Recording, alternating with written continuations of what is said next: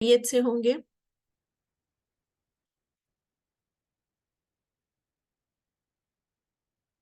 नहमदुहु व नुसल्ली अला रसूलिहिल करीम अम्मा बाद फ़अऊज़ु बिल्लाहि मिनश शैतानिर रजीम बिस्मिल्लाहिर रहमानिर रहीम।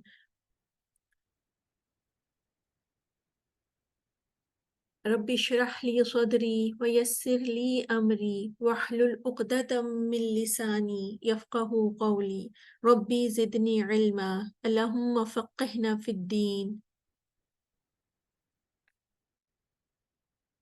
आज इंशाअल्लाह ताला नमाज का जो हमारा कुछ हिस्सा रह गया था, रफ़अ सबाबा और तशहुद सलाम, ये कुछ इंशाल्लाह, और सजदा सहव, ये हम लोग आज कवर करेंगे। और उसके बाद फिर आप लोगों को नमाज का मसनून तरीका की वीडियो दिखाएंगे, रफ़अ सबाबा के मुतल्लिक दिखाएंगे, और बैठ के नमाज पढ़ने का तरीका उससे मुतल्लिक भी इंशाल्लाह ताला दिखाई जाएगी।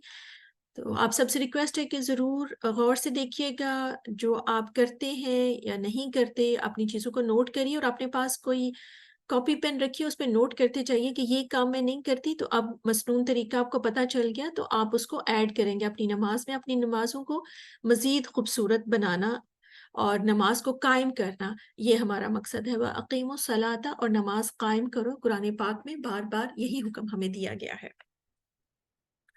और नमाज क्या है? अल्लाह ताला से मोहब्बत का इजहार है।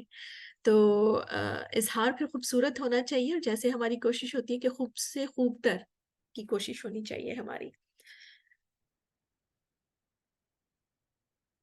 व अकीमुस्सलाता, और नमाज कायम करो, नमाज का मसनून तरीका।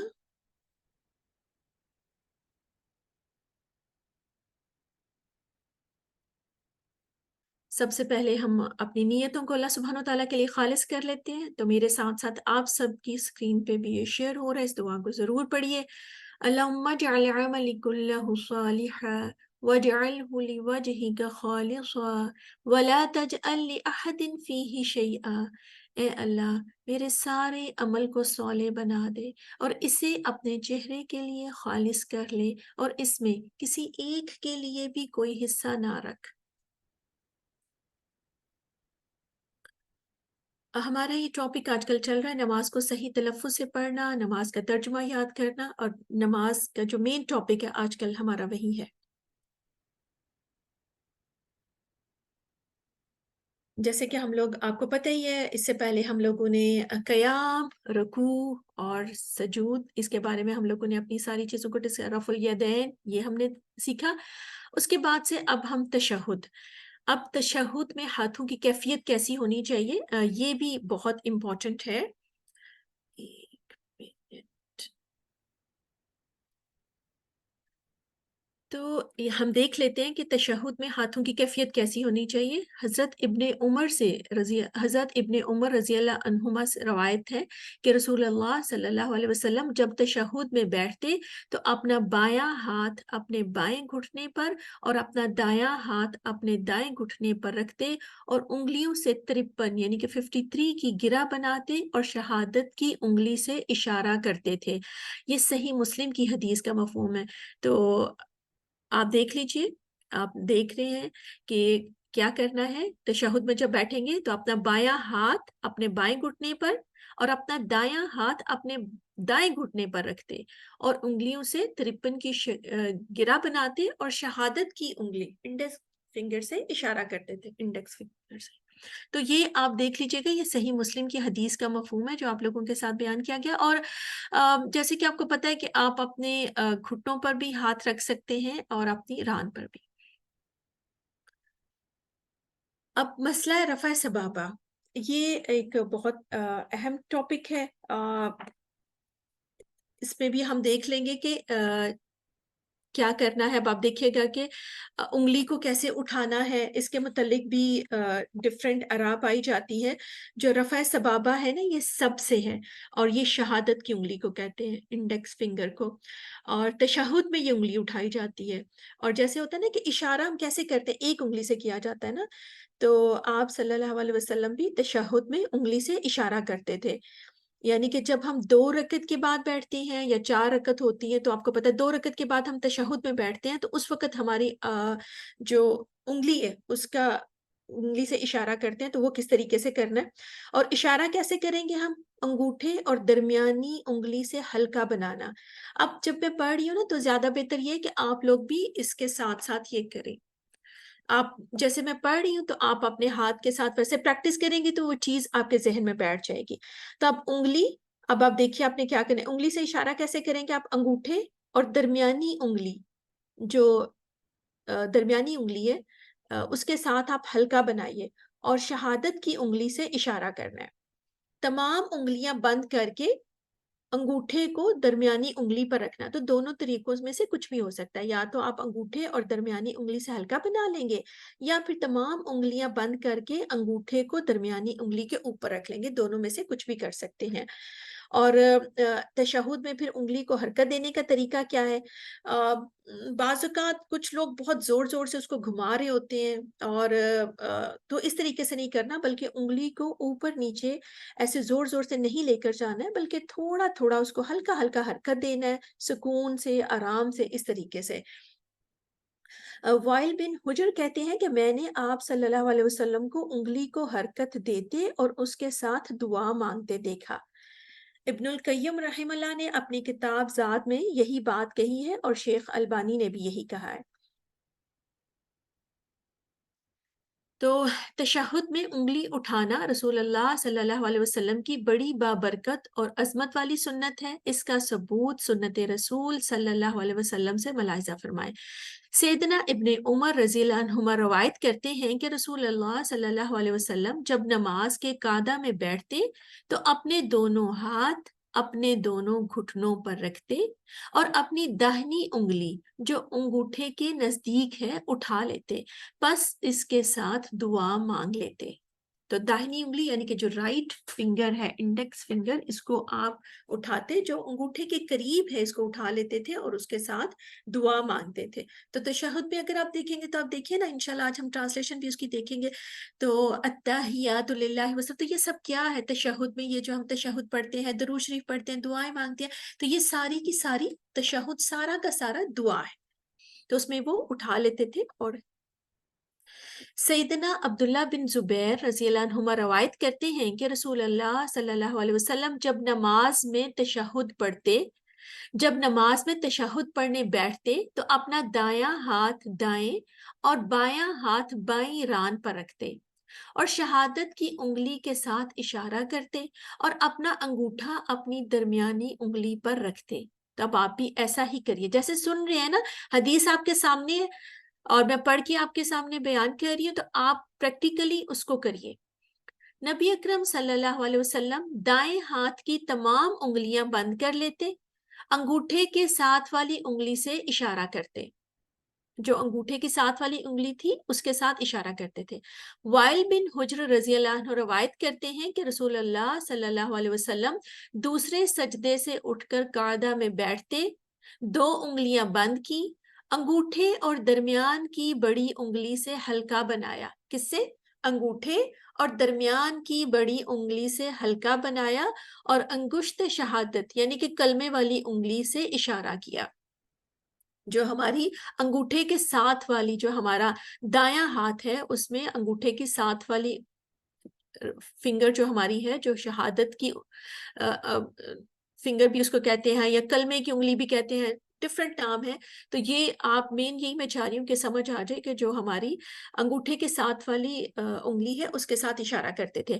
وائل بن حجر رضی اللہ عنہ فرماتے ہیں کہ رسول اللہ صلی اللہ علیہ وسلم نے انگلی اٹھائی اور آپ اسے ہلاتے تھے۔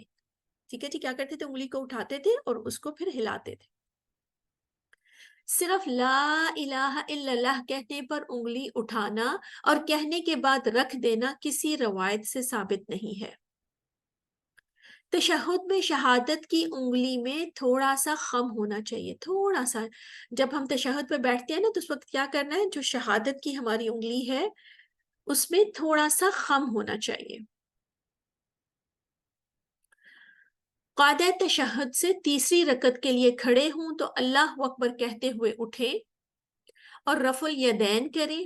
सैयदना इब्न उमर रज़ी अल्लाह अन्हुमा की रिवायत में है कि जब रसूल अल्लाह सल्लल्लाहु अलैहि वसल्लम 2 रकत पढ़कर खड़े होते तो अल्लाह अकबर कहते और दोनों हाथ उठाते। तो जब तशहुद फर्ज करिए आप 4 रकत पढ़ रहे हैं, तो तशहुद में आप बैठे, आपने तशहुद पढ़ा और उसके बाद जब आप खड़े होंगे तीसरी रकत के लिए तो फिर अल्लाह अकबर कहते हुए खड़े होंगे और रफुल यदैन करेंगे। आपको पता है अपने दोनों हाथों को आप अपने कंधों तक या कानों तक उठाएंगे।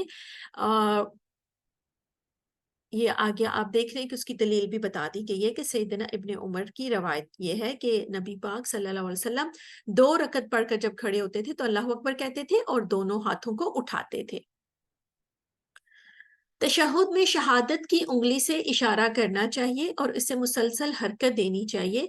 वो नमाज का पहला तशहुद हो या दूसरा, इसमें सुन्नत ये है कि पूरे तशहुद में मुसलसल शहादत की उंगली से इशारा किया जाए और साथ ही साथ इसे मुसलसल हरकत भी दी जाए। ये दोनों अमल अहादीस सहीहा से साबित है। इसमें थोड़ा-सा जो अ, ये रफ़ा सबाबा का जो है कि तशहुद में इसको कुछ मैंने जैसे डिफरेंट स्कॉलर्स को सुना तो इसमें थोड़ा-सा इख्तिलाफ पाया जाता है। कुछ स्कॉलर्स को आप सुनेंगे तो वो कहते हैं कि अपनी उँगली को आप ऐसे उठाएँगे, जो शहादत की उँगली है उसको उठाएँगे और सीधा उसको रखेंगे। यानी कि जब आप अत्तहियात में बैठे तो आपने अपनी शहादत की उँगली को उठाया और फिर उसको आखिर तक आप उठा के रखेंगे। जो हनफी स्कॉलर्स हैं वो ये कहते हैं कि आपने जैसे आपका अशहदु अल्ला इलाहा पे उठाया और उसके बाद फिर आप इसको उँगली को नीचे कर देंगे। और इसी तरीके से डिफरेंट जो स्कॉलर्स हैं, कुछ और स्कूल ऑफ थॉट्स हैं, वो फिर कहते हैं कि कुछ स्कॉलर्स हैं वो कहते हैं कि जब आप इसको अत्तहियात पे आप बैठेंगे, आप अत्तहियातु लिल्लाहि जब आपने अत्तहियातु ये आपने पढ़ना शुरू किया ना तशहुद में, इस वक़्त आप अपनी उँगली को हल्का-हल्का हरकत देना शुरू करेंगे और एंड तक जब तक कि आप दरूद और दुआएँ पढ़ रहे हैं, वो आप उसको हरकत देते रहेंगे। और इसके लिए वो मुख्तलिफ अहादीस भी हैं जो पिछले आपने देखा है कि मैंने उनका रेफ़रेंस भी आप लोगों को दिया है कि इस तरीके से आप कर सकते हैं। लेकिन ये है कि मेन जो बात है वो ये है कि अगर आप इसको हरकत दें या ना दें या खड़ा रखें, तमाम तरीकों से नमाज हो जाती है। ये फ़र्ज़ या वाजिब रुकन में नहीं आता है कि आपने हिलाना है या खड़ा रखना है और वो नमाज आपकी हो जाती है। फिर इसमें ज़ाहिर है मुख्तलिफ अहादीस हैं जो फिर मैंने आपके साथ कुछ ज़िक्र कर दी हैं। इंशाल्लाह आज इसमें आगे भी आप देखेंगे, वीडियो भी हम दिखाएँगे आपको। अब ये कि तशहुद या अत्तहियात, इसको आप भी मेरे साथ पढ़िएगा। आप लोगों के माइक बंद हैं, आप लोग पढ़ सकते हैं। तो कैसे पढ़ेंगे? अत्तहियातु लिल्लाहि। अब क्या नहीं करना आपने अत्तहियातु, अत्तहियातु, या नहीं बोलेंगे। आप देख रहे हैं कि या के ऊपर शद्दा है, तशदीद है, तो यानी कि यहाँ पर 2 या हैं। तो इसी तरीके से ता भी आप देख रहे हैं तो 2 ता हैं, तो इसी तरीके से या के ऊपर तो इनको आपने जब पढ़ेंगे तो ये या भी 2 पढ़ने चाहिए। ये नहीं कि अत्तहिया या अगर आप बोलेंगे तो आपने एक या पढ़ी, दूसरी या को आपने ड्रॉप पर कर दिया। तो अत्तहियातु लिल्लाहि वस्सलावातु वत्तय्यिबातु अस्सलामु अलैका अय्युहन नबिय्यु व रहमतुल्लाहि व बरकातुहु। अस्सलामु अलैना व अला इबादिल्लाहि स्सालिहीन। अशहदु अन ला इलाहा इल्लल्लाहु व अशहदु अन्न मुहम्मदन अब्दुहु व रसूलुहु। अब आप देखिएगा कि तशहुद की दुआ आप सब देख रहे होंगे।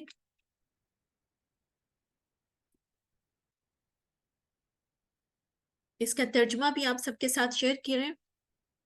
अत्ताहियातु तमाम अच्छे कलिमात लिल्लाहि किसके लिए है? लिल्लाहि अल्लाह के लिए हैं।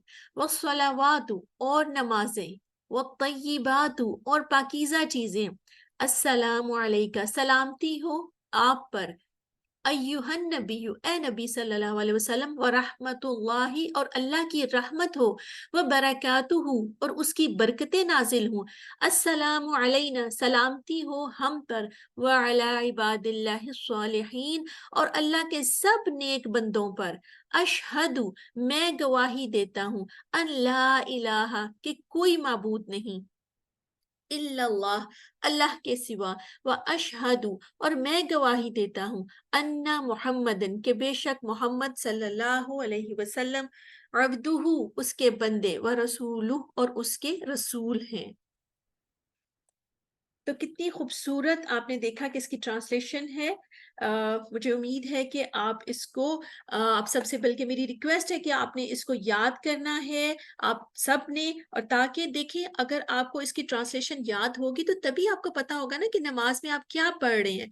और खुशू भी तभी आता है जब हमें ये पता हो कि हम बोल क्या रहे हैं, हम अल्लाह से मांग क्या रहे हैं, हम पढ़ क्या रहे हैं।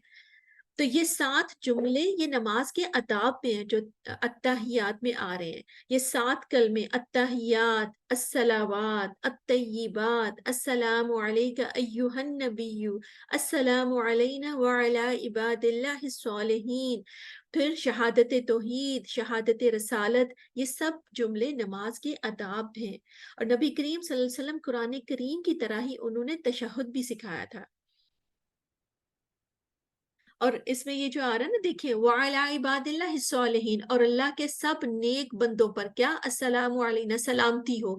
तो अगर आप नेक हैं तो आपको हर नमाजी का सलाम पहुंच जाता है, सबकी दुआएं मिलती हैं। और अगर हम देखेंगे तो अस्सालिहीन कौन है, तो अब आप देखिएगा, आप जब कुरान पढ़े ना तो उसमें जब जहाँ पे आता है सालिहीन आएगा आयात में, तो जरूर उस आयत का तर्जुमा पढ़ के देखिए कि कौन है सालिहीन। तो उससे उससे भी आपको नमाज में खुशू कायम करने में मदद मिलेगी। तो तशहुद को अब पढ़ना कैसा है, इसको ऊंचा नहीं पढ़ना बल्कि इसको आहिस्ता आवाज में पढ़ना है। और सुन्नत यही है कि तशहुद को खामोशी से आहिस्ता आवाज से पढ़ा जाए। अब जब ये पढ़े अत्तहियातु लिल्लाहि वस्सलावातु वत्तय्यिबाति वत्तय्यिबातु, तो अब ये देखिए आपके तमाम अच्छे कलिमात किसके लिए हैं, अल्लाह के लिए हैं। नमाजें और पाकीज़ा चीजें ये सब किसके लिए हैं, ये सब अल्लाह रब्बुल आलमीन के लिए हैं। और कौन है अल्लाह रब, मालिक है वो तमाम इबादात का, पाकीज़ा कलिमात का, जिक्र का, ये सब किसके लिए है, ये सब अल्लाह के लिए है। और अत्तहियात क्या है, बका और बादशाहत, ये सब किसके लिए है, अल्लाह के लिए है। और सलावात में क्या आएगा, सलावात से मुराद इसमें नमाजें, इबादात, ये सब भी हमारी किसके लिए है, नमाजें, इबादात सारी किसके लिए है, लिल्लाही, अल्लाह के लिए है। और तय्यबात में क्या क्या आ जाता है, वो तय्यबात है ना, पाकीज़ा चीजें, इसमें क्या क्या आ जाता है, जिक्र, अज़कार, सदका, खैरात, पाकीज़ा माल जो अल्लाह के रास्ते में देते हैं, ये सब भी किसके लिए है, अल्लाह के लिए है। तो देखिए मीनिंग पता होगा, ये थोड़ी सी कुछ बातें पता होंगी तो आपको कितना कितना खूबसूरत एक फीलिंग आती है नमाज में पढ़ते हुए, तो कि हम पढ़ क्या रहे हैं, अत्ताहिया, तमाम अच्छे कलिमात किसके लिए, अल्लाह के लिए। नमाजें किसके लिए, अल्लाह के लिए। तय्यबात, पाकीज़ा चीजें, जिक्र, अज़कार, सदका, खैरात, इबादात, हमारी हर चीज किसके लिए, लिल्लाही, अल्लाह के लिए। तो कितनी खूबसूरत, कितने जामे कलमात है, इसमें सारा कुछ आ जाता है। और तशहुद और भी हैं, ये मशहूर तशहुद है। और बाज़ इसमें फिर सीगा कुछ दूसरे अल्फाज के साथ भी तशहुद हैं। तो बताने का मकसद सिर्फ ये है कि अगर आप कहीं इसके अलावा भी कुछ और, यानी कि सीगा उसमें चेंज है, कुछ अल्फाज चेंज है, अगर वो आप कहीं पे देखें तो आपको ये ना लगे कि नहीं ये तो तशहुद सही नहीं है। नहीं, तशहुद और भी है, लेकिन हाँ मशहूर तशहुद यही है, इसीलिए इसका जिक्र कर दिया गया है, लेकिन और भी तशहुद हैं। और फिर तशहुद के बाद दरूद पढ़ना और फिर दुआएं मांगना, ये सारा भी आपको पता ही है कि अफजल है। और हाँ, जब हम पहला तशहुद पढ़ते हैं ना, जैसे फर्ज करिए हम 4 रकत पढ़ रहे हैं, तो 4 रकत में अगर हम तशहुद के बाद हम दरूद शरीफ पढ़ लेते हैं तो वो भी सही है, पढ़ सकते हैं। और دعائیں کرنا، یہ سب تشہد کے بعد آپ جیسے آپ کو پتہ ہے ہم تشہد کے بعد درود پڑھتے ہیں، پھر دعائیں کرتے ہیں، تو تشہد یہ بہت اہم مقام ہے دعا کرنے کا، اور یہ قبولیت کا وقت ہوتا ہے، اور ہمیں عموماً کیا ہوتا ہے کہ ہمیں اس کا پتہ ہی نہیں ہوتا، اور حدیث کا مفہوم ہے، ابو امامہ رضی اللہ عنہ سے روایت ہے، کہتے ہیں کہ رسول اللہ صلی اللہ علیہ وسلم سے پوچھا گیا کہ اے اللہ کے رسول، کون سی دعا زیادہ سنی جاتی ہے؟ تو آپ صلی اللہ علیہ وسلم نے فرمایا، رات کے آخری حصے میں اور فرض نمازوں کے آخر میں سلام سے پہلے مانگی جانے والی دعا۔ تو یہ کتنی خوبصورت بات ہے کہ یہ دعا کی قبولیت کا وقت ہے اور ہمیں پتہ ہی نہیں ہوتا، اور ہم جلدی جلدی میں بس جلدی جلدی تشہد پڑھا، درود پڑھا، پتہ بھی نہیں کیا پڑھ رہے ہیں کیا نہیں، اور بس مطلب دعا پڑھی اور اس کے بعد سلام پھیر دیا۔ تو یہ قبولیت کا وقت ہوتا ہے، اس وقت آپ اپنی جیسے آپ نے تشہد پڑھا، آپ نے درود پڑھا، آپ نے دعا پڑھی، پھر اس کے بعد آپ اپنی دعائیں اور کچھ نہیں تو جیسے ربنا آتنا فی الدنیا حسنۃ وفی الآخرۃ حسنہ وقنا عذاب النار، یہ تو کم سے کم پڑھیے کہ آپ دنیا اور آخرت کی بھلائی مانگ رہے ہیں اللہ سبحانہ تعالیٰ سے، اور قبر کے عذاب سے اور آخرت کے عذاب سے پناہ مانگ رہے ہیں، تو یہ خوبصورت جامع دعا اس کو پڑھیں۔ اور آپ کیا مانگ رہے ہیں؟ آپ بھلائیاں مانگ رہے ہیں اللہ سبحانہ وتعالیٰ سے، اور بھی بڑی خوبصورت دعائیں ہیں، ان دعاؤں کو آپ اپنی جو آپ کو عربی میں دعائیں آتی ہیں، اپنی مسنون دعائیں ہیں، قرآنی دعائیں ہیں، وہ دعائیں آپ پڑھیے، یاد کریے، نہیں آتی ہیں تو آہستہ آہستہ تھوڑا تھوڑا کر کے دعائیں یاد کرنا شروع کریے، کیونکہ آپ کو دعائیں یاد ہوں گی تو آپ پڑھ سکتے ہیں نا اس وقت، اور وہ قبولیت کا وقت ہوتا ہے۔ اور اسی طریقے سے تشہد میں بھی پسند کی دعا پڑھنے کا اختیار ہے، پڑھ سکتے ہیں آپ۔ اور ایک حدیث کا مفہوم ہے کہ محجل بن ادرا روایت کرتے ہیں کہ رسول اللہ صلی اللہ علیہ وسلم مسجد میں تشریف لے کے ایک آدمی اپنی نماز پوری کر کے تشہد پڑھنے میں مشغول تھا، اس نے کہا، اللہم انی اسألک یا اللہ بِأَنَّ لَكَ واحد العہد، تو رسول اللہ صلی اللہ علیہ وسلم نے 3 بار فرمایا کہ اس کو بخش دیا گیا، اس کو بخش دیا گیا، اس کو بخش دیا گیا۔ تو یہ بھی ایک بہت خوبصورت سی دعا ہے، یہ آپ لوگوں کے ساتھ ہم کوشش کریں گے شیئر کریں، تو اس کو بھی آپ یاد کریں۔ پھر اللہ تعالیٰ کو پکارنا، تو اسماء الحسنہ سے اللہ تعالیٰ کے خوبصورت نام ہیں، ان سے پکاریں، اور نماز کے بعد دعائیں پڑھیں، سلام پھیرنے کے بعد آپ مصلی پر بیٹھ کے تھوڑی دیر تک دعائیں کریں۔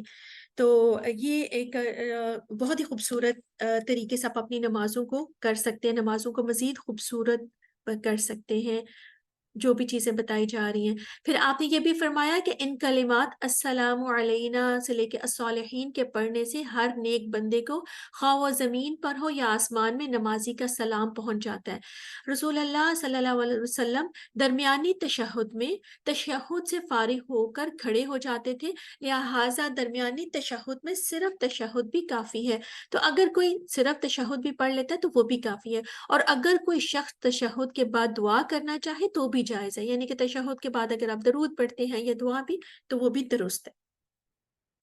تشہد میں خواہ پہلا ہو یا دوسرا، شروع سے لے کر آخر تک اپنی انگشت شہادت کو ہلاتے رہنا، یعنی کہ جو ہماری یہ شہادت کی انگلی ہے اس کو ہلکے ہلکے حرکت دینا، جس کی کیفیت یہ ہے کہ دائیں ہاتھ کا انگوٹھا درمیان والی انگلی پر ایک گول دائرے کی شکل میں رکھا ہوا ہو، اور اپنی نظر انگشت شہادت پر رکھے، اور جب آپ تشہد میں بیٹھے ہوں گے تو آپ نے دیکھنا کس کو ہے، جو آپ کی شہادت والی انگلی ہے اس کو آپ کی نظر تھرو آؤٹ اسی پہ ہونی چاہیے۔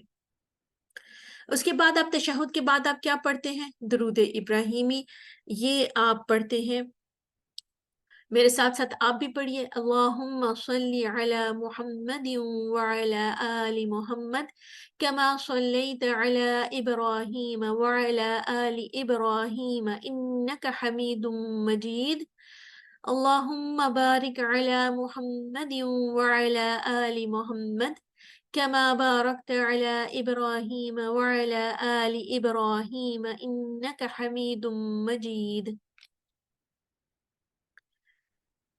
اللہم صلی، اے اللہ رحمت نازل فرما، علی محمد، محمد صلی اللہ علیہ وسلم پر، وعلی آل محمد، اور محمد صلی اللہ علیہ وسلم کی آل پر، کما جیسا کہ، सल्लैता तूने रहमत नाजिल की, अला इब्राहीम इब्राहीम अलैहिस्सलाम पर, व अला आल इब्राहीम और इब्राहीम अलैहिस्सलाम की आल पर, इन्नका हमीदुम मजीद बेशक तू तारीफ वाला बुजुर्गी वाला है। अल्लाहुम्मा ए अल्लाह बारिक बरकत नाजिल फरमा, अला मोहम्मद मोहम्मद सल्लल्लाहु अलैहि वसल्लम पर, व अला आली मोहम्मद और मोहम्मद सल्लल्लाहु अलैहि वसल्लम की आल पर, कमा जैसा कि बारकता तूने बरकत नाजिल की, अला इब्राहीम इब्राहीम अलैहिस्सलाम पर, व अला आली इब्राहीम और इब्राहीम अलैहिस्सलाम की आल पर, इन्नका बेशक तू हमीदुन तारीफ वाला, मजीद बुजुर्गी वाला है।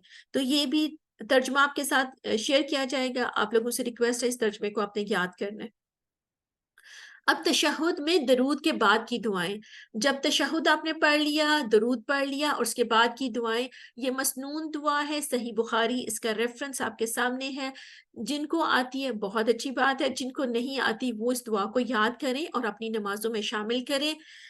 अल्लाहुम्मा इन्नी अऊदु बिका मिन अज़ाबिल क़ब्र व अऊदु बिका मिन फितनतिल मसीहिद दज्जाल व अऊदु बिका मिन फितनतिल महया व फितनतिल ममात। अल्लाहुम्मा इन्नी अऊदु बिका मिनल मअतम वल मग़रम। ए अल्लाह बेशक मैं तेरी पनाह में आता हूँ अज़ाब कब्र से, और तेरी पनाह में आता हूँ मसीह दज्जाल के फितने से, और तेरी पनाह में आता हूँ जिंदगी और मौत के फितने से। ए अल्लाह यकीनन मैं तेरी पनाह में आता हूँ गुनाहों और कर्ज से। ये सही बुखारी की हदीस का मफहूम है। ये सही मुस्लिम की हदीस का मफ़हूम है। ये वाली दुआ भी आप इसको भी याद करिए, बहुत खूबसूरत मीनिंग है, इसको याद करिए और अपनी नमाज़ों में शामिल करिए। सलाम फेरने से पहले इसको भी पढ़िए। मसनून दुआ है, अल्लाहुम्मा अग़फ़िर ली मा क़द्दमतु व मा अख़्ख़रतु व मा असररतु व मा अअलनतु व मा असरफ़तु व मा अंत अअलमु बिही मिन्नी अंतल मुक़द्दिम व अंतल मुअख़्ख़िर ला इलाहा इल्ला अंत। ए अल्लाह तू मेरे अगले, पिछले, पोशीदा और ज़ाहिर तमाम गुनाह माफ़ फरमा, और मैंने जो ज़्यादतियाँ की और वो गुनाह जिनको तू मुझसे ज़्यादा जानता है माफ़ फरमा। तू ही आगे करने वाला है और पीछे करने वाला है, तेरे सिवा कोई सच्चा माबूद नहीं। कितना खूबसूरत मीनिंग है। इस दुआ को भी तर्जुमे के साथ याद करिए और अपनी नमाज़ों में शामिल करिए। और ये भी दुआ जो अमूमन हम पढ़ते हैं, इसको भी आप पढ़ सकते हैं। रब्बिजअल्नी मुक़ीमस्सलाति व मिन ज़ुर्रिय्यती रब्बना व तक़ब्बल दुआ रब्बना इग़फ़िरली व लिवालिदैया व लिलमुमिनीना यौम यक़ूमुल हिसाब।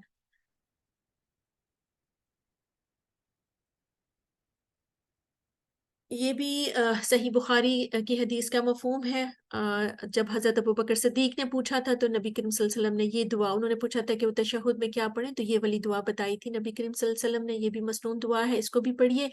अल्लाहुम्मा इन्नी ज़लमतु नफ़्सी ज़ुल्मन कसीरा वला यग़फ़िरुद्दुनूबा इल्ला अंत फ़ग़फ़िर ली मग़फ़िरतम मिन इंदिक वरहमनी इन्नका अंतल गफ़ूरुर रहीम।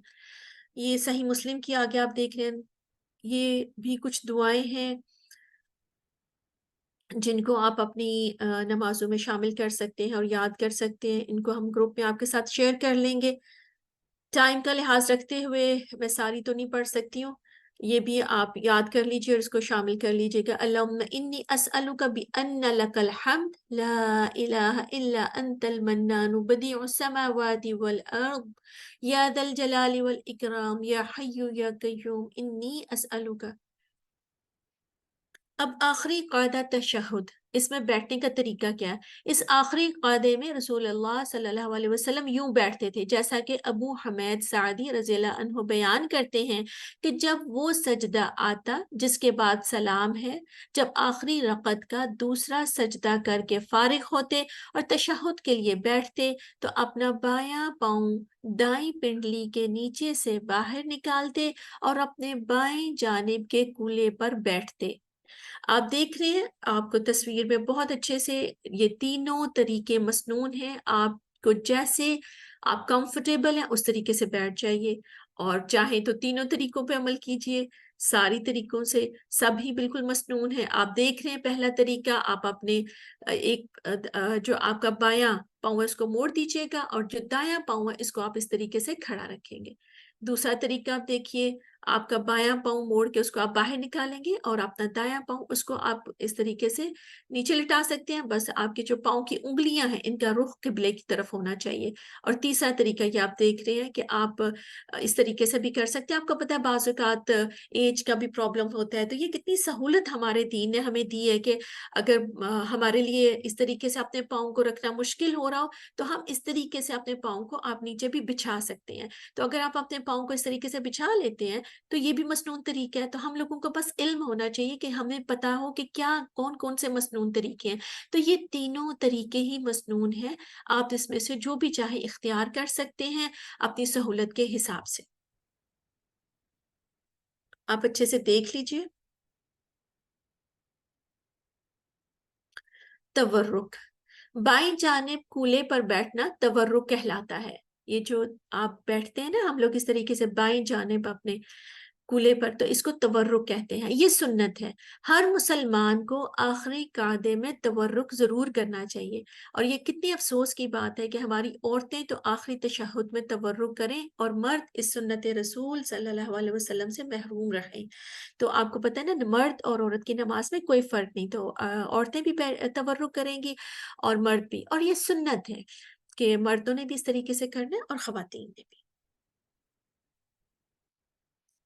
और ये चाहे आप अगर जैसे कि क्या होगा जो हमारा आखिरी कायदा होता है नहीं उस वक़्त हम करते हैं। अगर 2 रकत हमने पढ़नी है तो दूसरा जब हम दूसरी रकत पढ़ लेंगे तशहुद में बैठे होंगे सलाम से पहले उस वक़्त। और अगर हम 4 रकत पढ़ रहे हैं तो उस वक़्त जब हम चौथी रकत पढ़ रहे होंगे तो सलाम फेरने से पहले जब हम तशहुद में बैठे होंगे तो उस वक़्त हमारा ये इस तरीके से बैठना ये तवर्रुक है, जो कि मसनून है।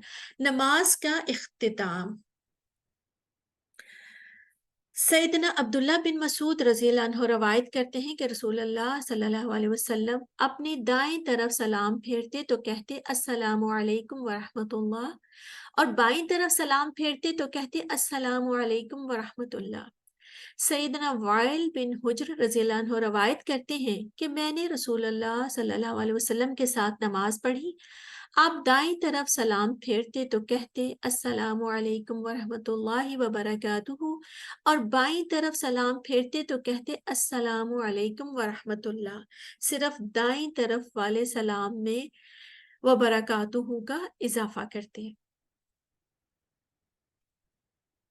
तो अस्सलामु अलैकुम जब आप दाईं तरफ फेर रहे हैं और बाईं तरफ तो दोनों तरफ आप इस तरीके से भी कह सकते हैं। अपना सलाम फेरने के सलाम कहने के भी मुख्तलिफ तरीके हैं। जमहूर अहले इल्म एक सलाम को काफ़ी समझते हैं। कुछ ये हैं कि वो ये कहते हैं कि अगर आपने एक तरफ भी सलाम कहा है तो वो काफ़ी है। और बहुत से अहले इल्म इस अ, जानिब गए हैं, उन्होंने कहा है कि नहीं दोनों तरफ सलाम फेरना ज़रूरी है। और मुझे भी यही लगता है कि जो मैंने भी थोड़ा बहुत मतलब ज़ाहिर है फिर हम उस तरफ जाते हैं कि जो अगर ज़्यादा जो काफ़ी सारे जो अहले इल्म है वो ये कहते हैं कि दोनों तरफ सलाम फेरना ये ज़रूरी है। इसमें सलाम कहने के जो मुख्तलिफ तरीके हैं वो ये है कि जैसे दाएँ और बाएँ जानिब अस्सलामु अलैकुम व रहमतुल्लाह कहना। सलाम फेरते हुए नबी करीम सल्लल्लाहु अलैहि वसल्लम ऐसे पीछे मुड़ते थे कि पीछे वाले आप सल्लल्लाहु अलैहि वसल्लम के गाल देख लेते थे। तो जब सलाम करेंगे ना तो इस तरीके से आप अपना जो अपने शोल्डर तक आप अपने गाल को लेके आइए। आपका जो गाल है वो शोल्डर तक आए।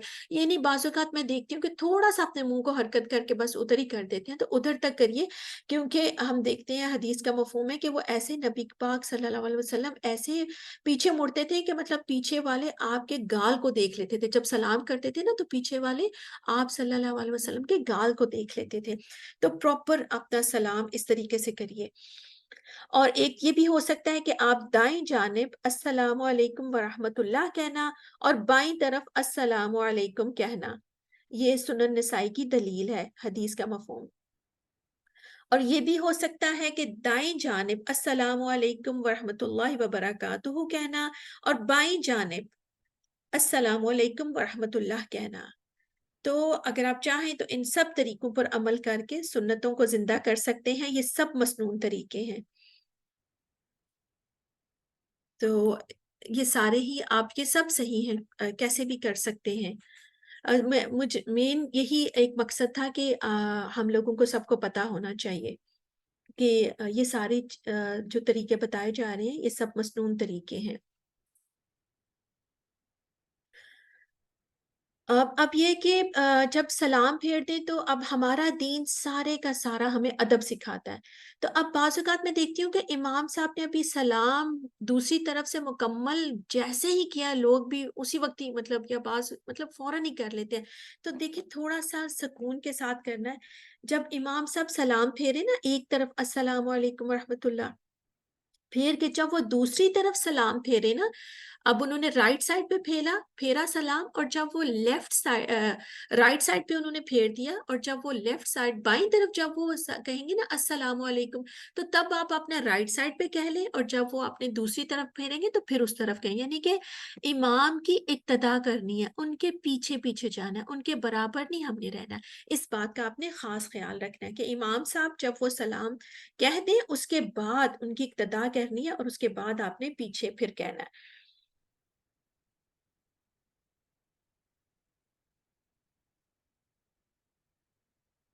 तो ये सारी चीज़ों को ख़्याल रखना है। आई होप सलाम भी आपको काफ़ी हद तक क्लियर हो गया होगा। अब कुछ और थोड़े से मज़ीद अहकाम क्या हैं कि नबी अकरम सल्लल्लाहु अलैहि वसल्लम ने फरमाया, नमाज़ में साँप और बिच्छू मार डालो, यानी कि अगर नमाज़ पढ़ रहे हैं, साँप या बिच्छू आए तो उसको मार सकते हैं। नमाज़ में बच्चे को उठाने से नमाज़ बातिल नहीं होती। ये भी अक्सर कुछ बहनें पूछ रही थी ना हमसे शुरू में कि क्या बच्चे को उठा सकते हैं क्या? तो जे नमाज़ में अगर आपने बच्चे को उठाया तो उससे आपकी नमाज़ में कोई फ़र्क नहीं पड़ा।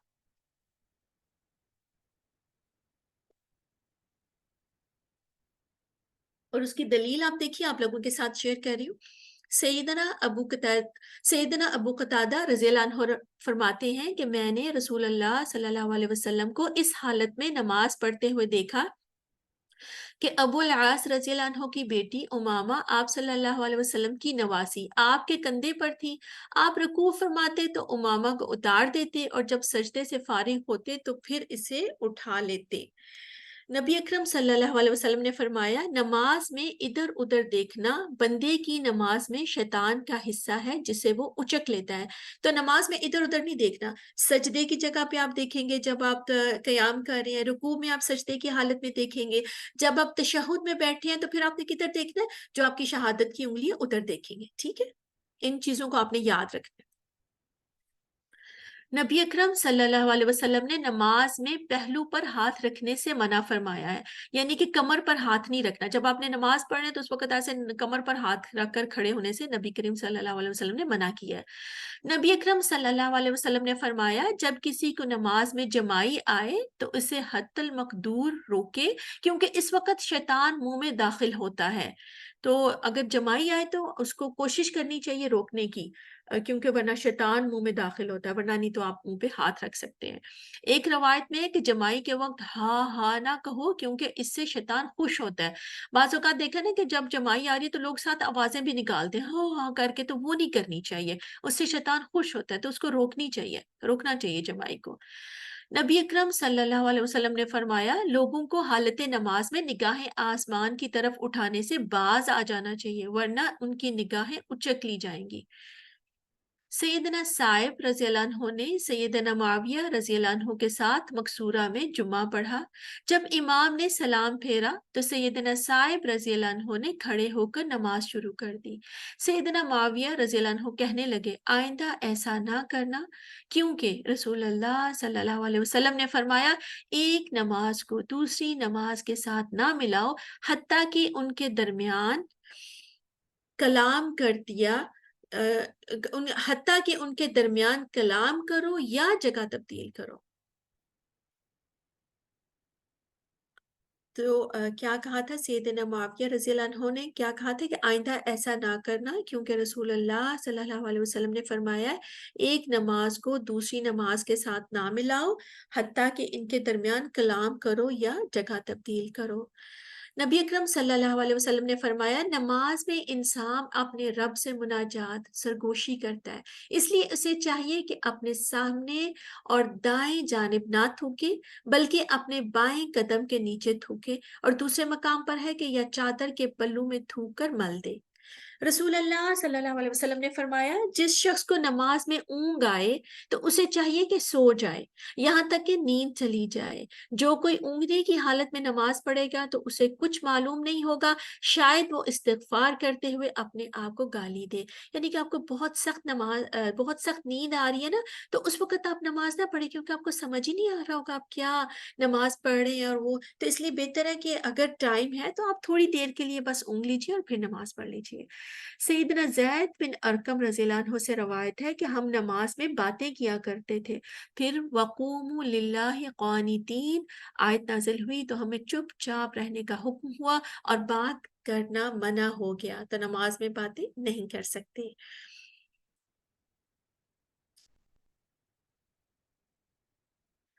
اگر کوئی شخص سلام کہے تو نمازی زبان سے کچھ کہے بغیر دائیں ہاتھ کے اشارے سے سلام کا جواب دے گا. تو اگر کسی نے فرض کریے آپ نماز پڑھ رہے تھے اور کسی نے آ کے سلام کیا ہے، تو اب کیونکہ ہم کیا دیکھ رہے ہیں، ہماری کوشش یہ ہے کہ مسنون عمل کیا ہوگا.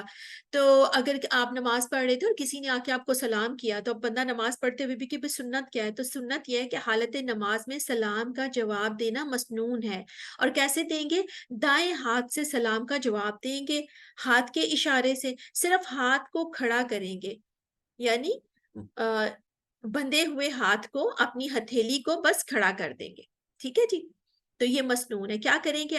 آپ کے ہاتھ بندھے ہوئے ہیں نا، آپ کھڑے ہیں قیام میں ہیں، تو کسی نے سلام کیا تو آپ کا جو بندھا ہوا ہاتھ ہے، آپ کی ہتھیلی ہے، بس ہتھیلی کو آپ تھوڑا سا کھڑا کر دیں گے، تو آپ نے اس طریقے سے سلام کا جواب دے دیا. یہ مسنون ہے. سنن کے لیے جگہ کی تبدیلی. فرضوں والی جگہ سے ہٹ کر دوسری جگہ سنن ادا کرنی چاہیے. رسول اللہ صلی اللہ علیہ وسلم نے فرمایا کیا تم اس بات سے عاجز ہو کہ فرضوں کے بعد آگے پیچھے یا دائیں بائیں ہو جاؤ، یعنی نفل پڑھنے کے لیے.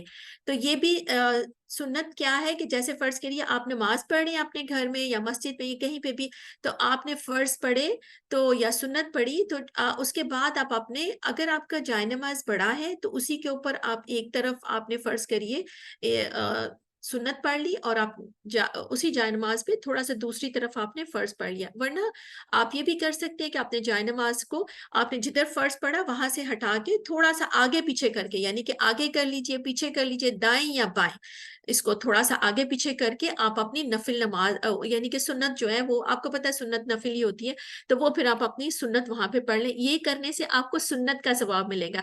اب دیکھیں آج انشاءاللہ تعالی آپ لوگوں میں سے جو کرتے ہیں وہ بہت اچھا ہے کہ وہ سنت کو فالو کریں، لیکن جو لوگ اس سنت کو فالو نہیں کرتے وہ آج سے اس سنت کو اپنی نمازوں میں شامل کریں گے کہ انہوں نے جہاں پہ جب سنت پڑھ لی ہے، اگر وہ فرض پڑھنے لگے ہیں تو اپنی اس کو اپنے جائے نماز کو آگے پیچھے دائیں بائیں تھوڑا سا کر لیں گے. اور جیسے آپ نے فرض پڑھا ہے اس کے بعد آپ نے سنتیں پڑھنی ہے تو آپ نے جائے نماز کو آگے پیچھے کر کے ادھر پھر آپ پڑھیں گے تو آپ کو سنت کا ثواب ملے گا. تو آپ دیکھیں میکسیمم ہماری کوشش کیا ہے؟ سنتوں کو اپنی نمازوں میں ایڈ کرنا، تو آپ کو سنت کا اجر ملے گا. اب سجدہ سہو کا بیان، یہ بھی بہت اہم ٹاپک ہے. سہو کا مطلب ہوتا ہے بھولنا. تو جیسے ہم نماز میں کچھ بھول جاتے ہیں نا، کسی عمل کا زیادہ ہو جانا، کسی عمل کی کمی ہو جانا، کسی عمل کو کم کرنا یا نماز میں شک کا پیدا ہو جانا، تو اگر ایسا کچھ بھی ہوگا تو پھر ہم سہو کے 2 سجدے کرتے ہیں. اچھا اب یہ بھی آپ دیکھ لیجئے کہ بھول کر نماز کے کسی رکن کو زیادہ پڑھ لینے پر سجدہ سہو کرتے ہیں. اگر نمازی نماز میں قیام، قعدہ، رکوع یا سجدہ، دوبارہ سے سن لیجئے اور لکھ لیجئے، نماز میں کیا چیز؟ قیام، قعدہ، رکوع یا سجدہ جان بوجھ کر اگر زیادہ پڑھے گا تو وہ نماز باطل ہو جائے گی، اور اگر بھول کر اس نے زیادہ کر لیا ہے تو پھر اس کو سجدہ سہو کافی ہوگا. اب سجدہ سہو کس طریقے سے کرنا ہے وہ دیکھ لیجئے. 3 یا 4 رکعت کے شک پر سجدہ. اب آپ نماز پڑھ رہے تھے، اب آپ کو یہ ہوا کہ پتہ نہیں میں نے 3 رکعت پڑھی ہیں یا 4. اگر تم میں سے کسی کو رکعت کی تعداد کی بابت شک پڑ جائے اور اسے معلوم نہ ہو کہ 3 پڑھی ہیں یا 4، تو شک کو چھوڑ دے اور یقینی بات پر بنیاد رکھے. غور سے سنیے اس کو. پھر سلام پھیرنے سے پہلے 2 سجدے کرے. اگر اس نے 5 رکعت نماز پڑھی ہوگی تو یہ سجدے اس کی نماز کی رکعت کو جفت کر دیں گے، اور اگر اس نے پوری 4 رکعت نماز پڑھی ہوگی تو یہ سجدے شیطان کے لیے ذلت کا سبب ہوں گے. تو کیا آپ فرض کریے آپ نماز پڑھ رہے تھے، تو اب آپ کو یہ یاد نہیں آ رہا آپ نے 4 رکعت پڑھنی تھی، اب آپ کو نہیں یاد آ رہا پتہ نہیں میں نے 3 پڑھی ہیں یا 4. تو اب آپ نے کیا کرنا ہے، یقینی بات کو بنیاد بنانی ہے. تو یقینی بات کیا تھی کہ آپ کو اس بات کا تو یقین ہے کہ آپ نے 3 پڑھی ہیں. شک آپ کو کس پہ ہے؟ چوتھی رکعت پہ. تو آپ شک کو پھر چھوڑ دیجئے. اب آپ اپنی 3 پہ آپ کو یقین ہے نا، تو اس 3 رکعت کو آپ یقینی سمجھیے، 1 رکعت اور پڑھیے، اور پھر آپ کیا کریں گے، 1 رکعت پڑھ کے تو سلام پھیرنے سے پہلے 2 سجدے کریں گے. یعنی کہ آپ نے اتحیات پڑھا، درود شریف پڑھا، دعائیں پڑھی، پھر اس کے بعد اللہ اکبر کہہ کے سجدے میں گئے، سجدہ کیا، اٹھے، جلسے میں بیٹھے، پھر اللہ اکبر کہہ کے سجدے میں گئے، سجدہ کیا، اٹھے، بیٹھے، اور پھر آپ نے دونوں طرف سلام پھیر دیا. یہ سجدہ سہو ہو جائے گا آپ کا. جس شخص کو نماز میں یہ شک پڑ جائے کہ آیا اس نے 1 رکعت پڑھی ہے یا 2، تو وہ اسے 1 رکعت یقین کرے. اب آپ نے جو یقین آپ کو کس پہ ہے؟ اب آپ کو فرض کریے آپ نے 2 رکعت پڑھنی تھی اور آپ کہہ رہے ہو پتہ نہیں میں نے 1 پڑھی ہے یا 2 پڑھی ہیں. تو اب آپ کو یقین کس بات کا ہے؟ آپ کو یقین ہے کہ میں نے 1 تو پڑھی ہے، دوسری کا مجھے شک ہے. تو جس پہ شک ہے پھر آپ اس کو دوبارہ پڑھ لو گے. اور جسے یہ شک ہو کہ اس نے 2 پڑھی ہیں یا 3، تو وہ اسے 2 رکعت یقین کرے. یعنی کہ کم کا جو آپ کو یقین ہے اس کو آپ اپنے ذہن میں رکھو گے. اور جسے یہ شک ہو کہ اس نے 3 پڑھی ہیں یا 4، تو وہ اسے 3 رکعت یقین کرے. اور پھر آخری قعدے میں سلام پھیرنے سے پہلے سہو کے 2 سجدے کرے. ٹھیک ہے جی؟ کہ آپ کو جب آپ نماز پڑھ رہے تھے 2 رکعت پڑھنی تھی یا 4 رکعت پڑھنی تھی، تو آپ نے یہ دیکھنا آپ کو یقین کس بات کا تھا. آپ کو جس پہ یقین ہے کہ 2 رکعت پڑھنی تھی، تو اوکے 1 کا تو یقین ہے، دوسری کا نہیں ہے، تو آپ جس پہ یقین ہے اس کو آپ رکھیں گے اپنے ذہن میں، اور 1 اور رکعت پڑھ کے پھر سجدہ سہو کر لیں گے. اگر 4 رکعت پڑھنی تھی تو تب بھی آپ ایسے ہی کریں گے. کہ آپ کو شک ہے کہ 3 پڑھی ہیں یا 4، تو آپ کو یقین کس بات کا ہے؟ آپ کو یقین ہے کہ میں نے 3 تو پڑھی ہے، چوتھی کے بارے میں شور نہیں ہوں. تو 1 رکعت پھر 1 اور پڑھیے، اور اس کے بعد پھر آپ سجدہ سہو کر لیں گے. اب سجدہ سہو کا طریقہ کیا ہے؟ سجدہ سہو کا طریقہ یہ ہے کہ آخری قعدے میں تشہد، یعنی کہ آپ نے تشہد پڑھا، اتحیات، درود پڑھا، اور دعا پڑھنے کے بعد اللہ اکبر کہہ کر سجدے میں جائیں. پھر اٹھ کر جلسے میں بیٹھ کر دوسرا سجدہ کریں، اور پھر اٹھ کر سلام پھیر کر نماز سے فارغ ہوں. یہ جو اوپر بیان کی گئی ہے، اس میں سلام پھیرنے سے پہلے سجدہ سہو کا حکم ہے، اس لیے سہو کے 2 سجدے سلام پھیرنے سے پہلے بھی ہو سکتے ہیں. نماز سے فارغ ہو کر باتیں کر لینے کے بعد سجدہ. اب آپ نماز سے فارغ ہو کے بعد میں آپ کو یاد ہے آپ نے تو باتیں بھی کر لی، اب آپ کیا کریں گے؟ دیکھتے ہیں حدیث ہمیں کیا کہتی ہے. سیدنا عمران بن حسین رضی اللہ عنہما سے روایت ہے کہ رسول اللہ صلی اللہ علیہ وسلم نے عصر کی نماز پڑھائی اور 3 رکعت پڑھ کر سلام پھیر دیا اور گھر تشریف لے گئے. ایک صحابی سیدنا خرباق رضی اللہ عنہ اٹھ کر آپ کے پاس گئے اور آپ کے سہو کا ذکر کیا، تو آپ صلی اللہ علیہ وسلم غصے کی حالت میں اپنی چادر کھینچتے ہوئے نکلے، یہاں تک کہ لوگوں کے پاس پہنچ گئے اور خرباق رضی اللہ عنہ کے قول کی تصدیق چاہی. لوگوں نے کہا کہ خرباق سچ کہتا ہے. تو آپ صلی اللہ علیہ وسلم نے 1 رکعت پڑھی، پھر سلام پھیرا، پھر 2 سجدے کیے، اور پھر سلام پھیرا. تو پھر آپ نے کیا کیا تھا؟ آپ نے 1 رکعت پڑھی، لوگوں نے کہا کہ اس طریقے سے کہ آپ نے پڑھائی، آپ نے 3 رکعت پڑھائی ہیں، تو پھر آپ نے کیا کیا تھا؟ آپ نے 1 رکعت پڑھی، پھر سلام پھیر دیا. غور سے دیکھیے، 1 رکعت پڑھی آپ نے، اس کے بعد آپ نے دونوں طرف سلام پھیر دیا، پھر 2 سجدے کیے، اور پھر آپ نے سلام پھیرا. اس حدیث سے معلوم ہوا کہ جو شخص 4 رکعت کی جگہ 3 رکعت پڑھ کر سلام پھیر دے، پھر جب اسے معلوم ہو جائے کہ میں نے 3 رکعت پڑھی ہیں، اپنی بھول کا علم ہونے سے پہلے، خواہ وہ گھر بھی چلا جائے یا باتیں بھی کر لے، تو پھر بھی وہ صرف 1 رکعت جو رہ گئی تھی پڑھ کر سجدہ سہو کر کے سلام پھیرے، اسے ساری نماز پڑھنے کی ضرورت نہیں. اور ایک یہ امر بھی معلوم ہوا کہ نماز میں اگر سہو اگر سہو رکعت رہ جائے تو وہ رکعت پڑھ کر سلام پھیرے، اس کا سجدہ سہو کرے اور پھر سلام پھیر کر نماز سے فارغ ہوں۔ اب تھوڑا سا مزید مجھے پتا تھا کہ یہ سہو کا، یہ سجدے سے متعلق تھوڑا سا، سجدہ سہو سے متعلق تھوڑا سا ڈاؤٹس رہیں گے۔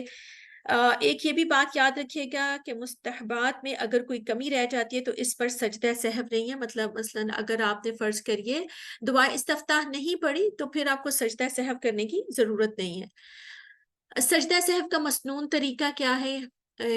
جب نماز میں انسان کو شک ہو کہ اس نے رکعتیں کم یا زیادہ پڑھ لی ہیں یا درمیانہ تشہد بھول جائے تو ایسی صورت میں سلام سے پہلے یا بعد میں 2 سجدے کیے جاتے ہیں جنہیں سجدہ سہو کہا جاتا ہے۔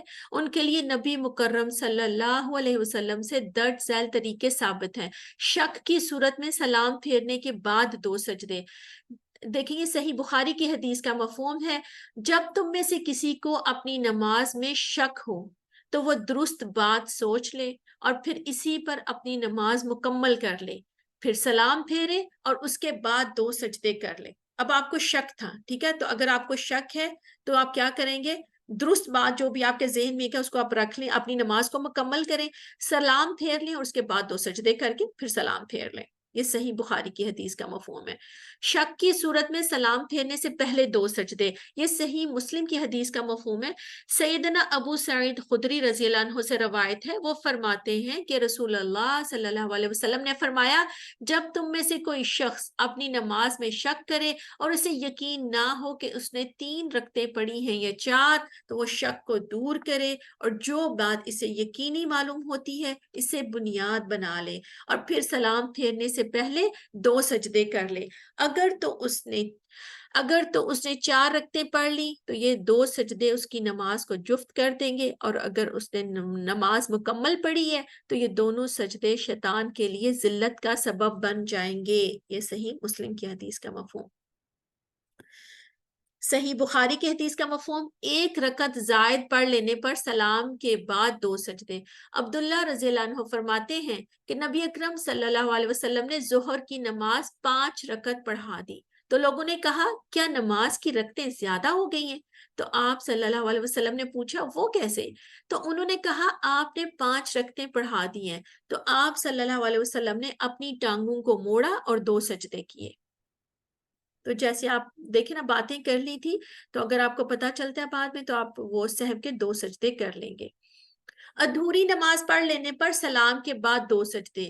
سیدنا ابو ہریرہ رضی اللہ عنہ فرماتے ہیں کہ رسول اللہ صلی اللہ علیہ وسلم نے ظہر کی نماز 2 رکعتیں پڑھائی، تو لوگوں نے کہا کہ آپ نے صرف 2 رکعتیں پڑھائی ہیں، تو آپ صلی اللہ علیہ وسلم نے 2 رکعتیں مزید پڑھا کر سلام پھیرا اور اس کے بعد 2 سجدے کیے۔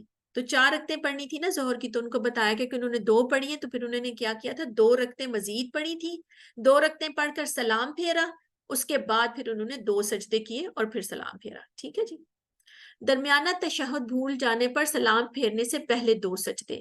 سیدنا عبداللہ بن مالک بن بحینہ رضی اللہ عنہ فرماتے ہیں کہ رسول اللہ صلی اللہ علیہ وسلم نے ہمیں ظہر کی نماز پڑھائی اور 2 رکعتوں کے بعد بیٹھنا تھا، مگر وہ کھڑے ہو گئے اور لوگ بھی آپ کے ساتھ ہی کھڑے ہو گئے۔ تو جب آخری رکعت تھی اور ہم آپ کے سلام پھیرنے کا انتظار کر رہے تھے تو آپ نے تشہد کی حالت میں بیٹھے ہوئے ہی سلام سے پہلے 2 سجدے کیے، پھر سلام پھیرا۔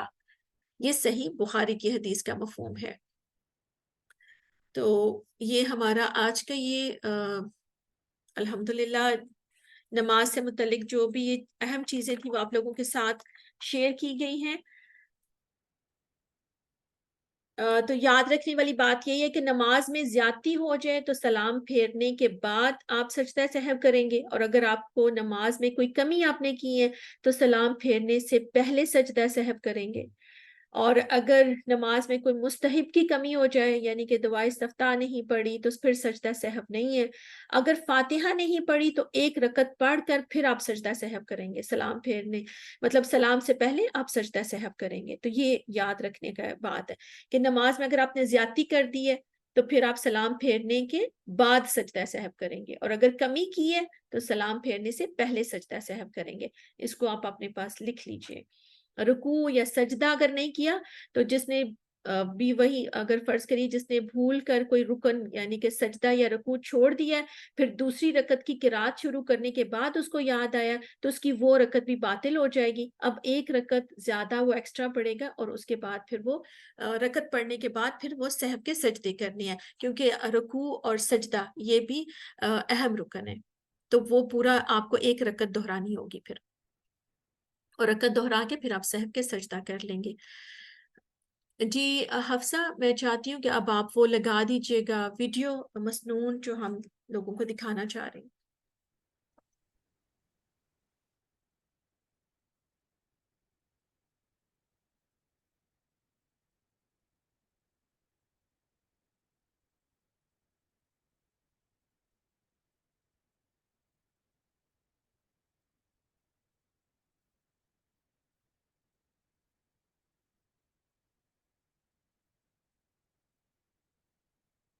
حفصہ،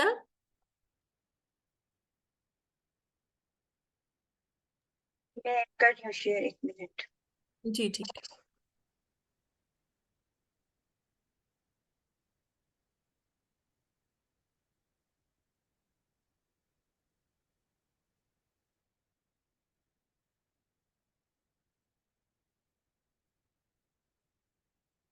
الله وبركاته. الحمد لله والصلاة والسلام على رسول الله. أشهد أن لا إله إلا الله وحده لا شريك له وأشهد أن محمدا عبده ورسوله وبعد. أعوذ بالله السميع العليم من الشيطان الرجيم من همزه ونفخه ونفثه. بسم الله الرحمن الرحيم. أقم الصلاة لذكري. ناظرین، آج اللہ تعالیٰ کی توفیق سے ہم آپ کے سامنے اللہ کے پیارے نبی علیہ الصلاۃ والسلام کا طریقہ نماز، اس کی حیت اور کیفیت یہ عرض کرنا چاہتے ہیں. قبل اس کے کہ ہم اس کا آغاز کریں، یہ وضاحت ضروری ہے کہ اللہ کے پیارے نبی علیہ الصلاۃ والسلام کی سنت کے مطابق نماز ادا کرنا اس قدر اہم مسئلہ ہے کہ نماز سکھانے کے لیے خود رب العالمین نے جبریل امین کو زمین پر بھیجا. امنی جبریل عند البیت مرتین. اللہ کے پیارے نبی علیہ السلام ارشاد فرماتے ہیں جبریل امین نے بیت اللہ کے پاس 2 دفعہ میری امامت کروائی، یعنی آپ نے تمام نمازیں 2 دفعہ اللہ کے پیارے نبی علیہ السلام کو پریکٹیکلی پڑھ کے دکھائیں، ان کے اوقات بھی بتائے. پھر اللہ کے پیارے نبی علیہ السلام نے صحابہ کرام کو حالانکہ روزانہ کی بنیاد پہ آپ نماز پڑھا رہے ہیں، اس کے باوجود آپ علیہ السلام منبر پر ایک دفعہ تشریف لے گئے، وہاں آپ نے نماز پڑھی اور صحابہ سے کہا صلو کما رأیتمونی اصلی، جیسا تم نے مجھے دیکھا ہے نماز پڑھتے ہوئے ایسے ہی نماز پڑھو. پھر صحابہ کرام رضوان اللہ علیہم اجمعین، اس کے باوجود کہ اللہ کے پیارے نبی علیہ السلام کے شاگرد ہیں، صحابہ کرام بھی بہت دفعہ ایسا ہوا کہ ایک دوسرے کو نماز پڑھ کے دکھاتے. حضرت ابو حمید ساعدی رضی اللہ تعالی عنہ 10 صحابہ کی موجودگی میں کہتے ہیں کہ میں تمہیں اللہ کے پیارے نبی علیہ السلام کی نماز پڑھ کے بتاتا ہوں. آپ ان کے سامنے پریکٹیکلی نماز پڑھتے ہیں، پھر صحابہ بھی تصدیق کرتے ہیں کہ جی ہاں آپ نے واقعتاً اللہ کے پیارے نبی کی سنت کے مطابق نماز پڑھی ہے. تو اسی سنت کو زندہ کرتے ہوئے اللہ تعالیٰ کی توفیق سے میں آپ کا گناہگار بھائی عبید الرحمن محسن کوشش کر رہا ہوں انشاءاللہ تعالی اللہ کی رضا کے لیے کہ 100% صحیح احادیث کی روشنی میں اللہ کے پیارے نبی علیہ السلام کی سنت کے عین مطابق کسی قسم کی فرقہ واریت سے بالاتر ہو کے آپ کو نماز کا پریکٹیکل دکھایا جائے. تو آئیے جی شروع کرتے ہیں. سب سے پہلے جب آپ نے نماز پڑھنی ہے نفل یا فرض، آپ نے ایک چیز کا اہتمام کرنا ہے اور اسے آپ یاد رکھیے گا، لوگ اس میں بہت کوتاہی کرتے ہیں، اسے سترہ کہتے ہیں. میں مثلا مسجد میں گیا ہوں، کوئی بھی چیز مجھے مل جاتی ہے، یہ میرے سامنے اس وقت رحل ہے جی، تو میں رحل پکڑ کے اپنی جو جہاں میں نے سجدہ کرنا ہے اس سے تھوڑا آگے یہ رکھ لوں گا. یہ سترہ ہے. نبی علیہ السلام اس کا خصوصی اہتمام فرماتے. آپ نے بلکہ حکم دیا لا تصلی الا الی سترہ، سترہ کے بغیر نماز نہ پڑھو. ہم یہ تو نہیں کہتے کہ یہ فرض ہے، لیکن نبی علیہ السلام نے اس کی اتنی تاکید فرمائی ہے. صحابہ کرام اس کا اہتمام کرتے. مسجد میں دیوار ہے، آپ دیوار کے پیچھے نماز پڑھیں. ستون ہے، اس کے پیچھے نماز پڑھ لیں. رحل ہے، اسے سترہ بنا لیں. یا کوئی بھی چیز آپ کو مل جائے تو اسے سترہ بنا لیں. اس سترے کا سب سے اہم اور بنیادی فائدہ یہ ہے کہ اللہ کے پیارے نبی علیہ السلام کی سنت پر، آپ کے حکم پر عمل ہو جائے گا. دوسرا فائدہ یہ ہے انشاءاللہ یہ ایک آڑ اور رکاوٹ ہے، اس سے شیطان کے وسوسوں میں بھی انشاءاللہ کمی آئے گی. تیسرا فائدہ یہ ہوگا کہ نمازی سترے کے پیچھے سے آرام سے گزر جائیں گے، کسی کو پریشانی نہیں ہوگی گزرنے میں. بعض لوگ کیا کرتے ہیں، مسجد میں آئے بس سستی اور کوتاہی، بالکل پچھلی صف میں جا کے کھڑے ہو گئے. اب نمازی آگے سے پریشان ہے، گزرنے کی ضرورت ہے. تو اس لیے اس چیز کا خصوصی اہتمام کرنا چاہیے. اگر آپ نے اس کا اہتمام کیا ہوا ہے تو پھر یہ یہاں سے لے کر سترے تک یہ آپ کی جگہ ہو گئی ہے. عبادت گزار نمازی کا اس پر حق ہے، کسی کو یہاں سے گزرنے کی اجازت نہیں ہے. آپ نے سترے کا اہتمام کر لیا. سترے کا اہتمام کر کے ظاہر ہے نیت دل کا نام ہے کہ آپ کے دل میں نیت ہے. آپ کو پتہ ہے آپ ظہر کی نماز پڑھ رہے ہیں، عصر پڑھ رہے ہیں، آپ مغرب پڑھ رہے ہیں، عشاء پڑھ رہے ہیں، جو بھی آپ پڑھ رہے ہیں، آپ کے دل میں جو نیت موجود ہے تو وہ کافی ہے. جو لوگوں نے نیت بنائی ہوئی ہے کہ 2 رکعت فرض نماز، 4 رکعت فرض نماز، پیچھے اس امام کے، یا اس طرح آپ کسی دنیا کے شخص سے پوچھیں کہ اللہ کے پیارے نبی علیہ الصلوۃ والسلام نیت کے الفاظ کیا کہتے تھے. ساری نماز عربی میں ہے تو ظاہر نیت کے الفاظ عربی میں کوئی تو بتائے.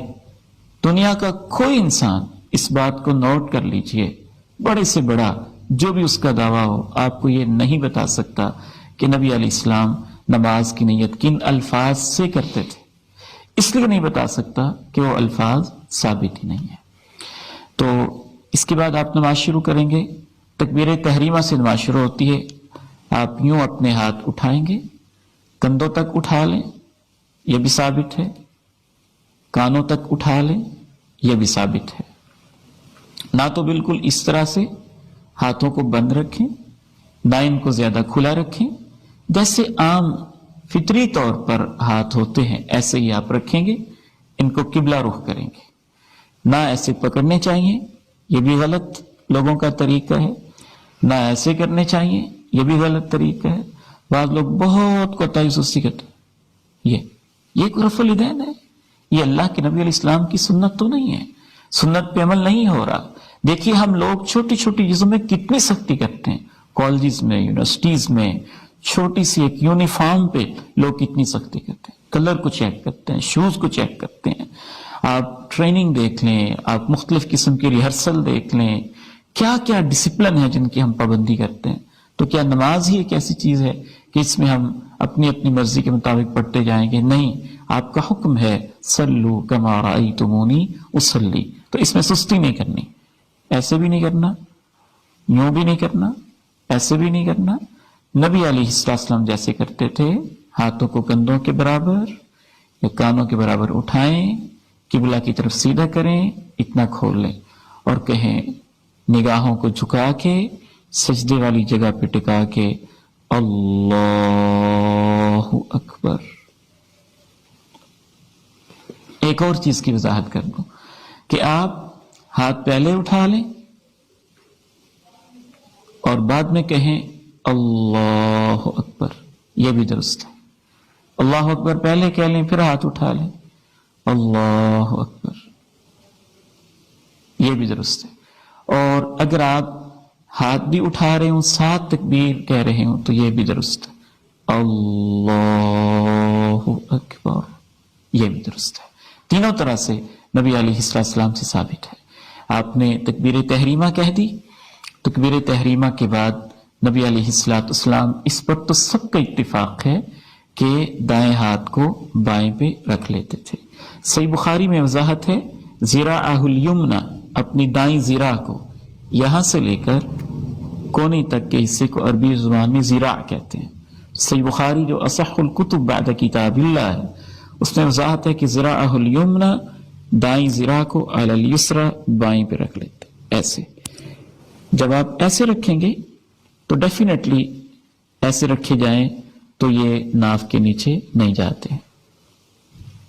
صحیح ابن خزیمہ میں حضرت وائل ابن حجر رضی اللہ تعالی عنہ بیان کرتے ہیں کہ اللہ کے پیارے نبی علیہ السلام نے یوں اپنے سینے پہ ہاتھ رکھ لیے. ایسے رکھ لیں سینے پہ,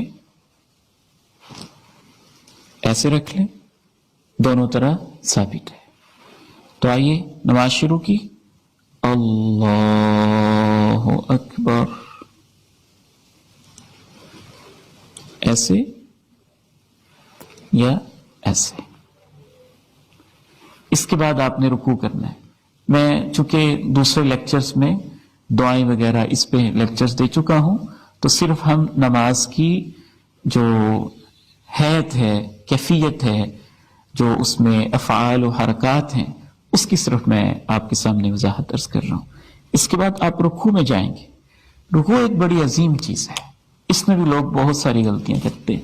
ہم کیا دیکھتے ہیں, کچھ لوگ ایسے رکوع کر رہے ہوتے ہیں, کچھ ایسے کر رہے ہوتے ہیں, کچھ کو پرواہ ہی نہیں کہ رکوع کیسے کرنا ہے. حالانکہ نبی علیہ السلام نے رکوع کی اتنی اہمیت بیان کی ہے کہ جو شخص اپنی کمر کو رکوع و سجود میں سیدھا نہیں کرتا, فرمایا اس کی نماز نہیں ہے. نبی علیہ السلام کے رکوع کا انداز یہ ہوتا تھا, نہ آپ سر کو بہت زیادہ نیچے جھکاتے, نہ آپ اوپر اٹھاتے. نہ یہ ایسے اوپر اٹھانا ہے, یہ بھی غلط, نہ بالکل نیچے جھکاتے, بالکل کمر مبارک کو سیدھا رکھتے. میں آپ کو پریکٹیکل کر کے دکھانے کی کوشش کرتا ہوں دونوں پوزیشن کے ساتھ, تاکہ آپ کے سامنے واضح ہو جائے.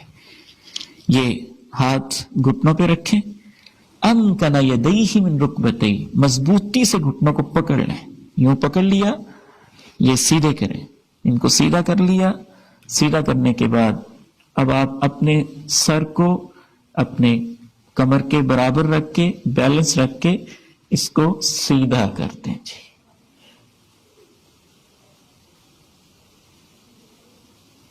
ایسے, چلو ایسے.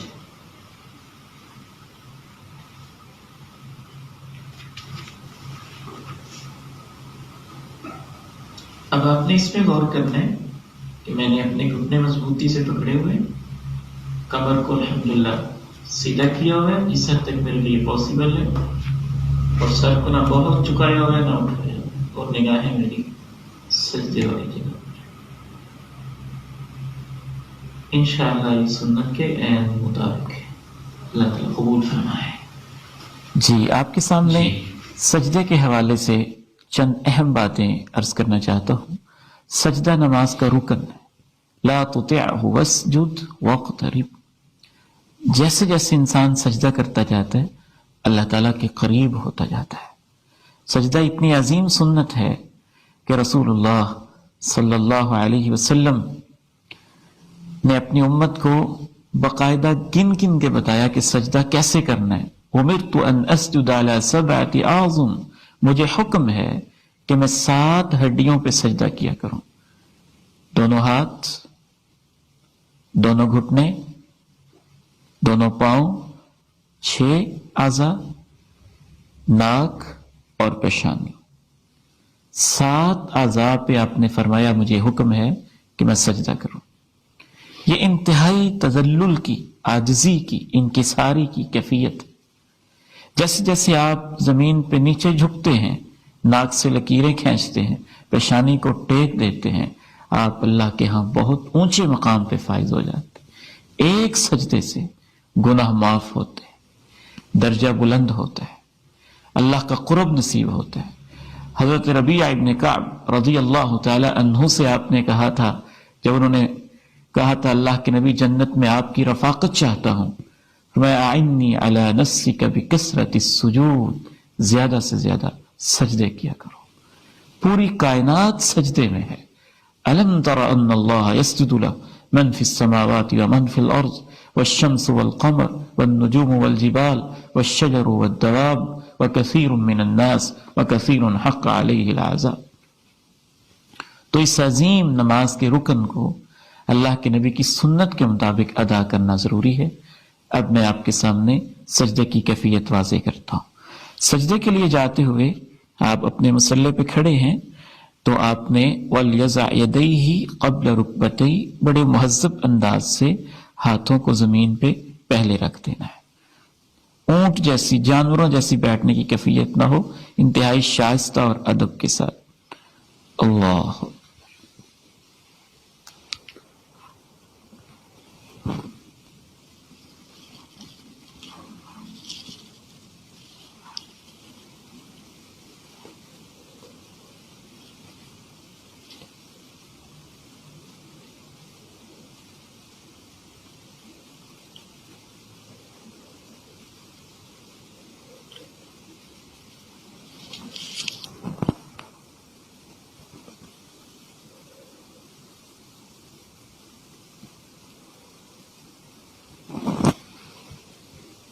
سجدے کی کیفیت میں چند ایک چیزیں آپ نے نوٹ کرنی ہے کہ جب میں نے آپ کے سامنے سجدہ کیا تو اللہ کے پیارے نبی علیہ السلام کی سنت کے مطابق کمر کو آپ نے ملاحظہ کیا ہوگا، کمر سیدھی ہو۔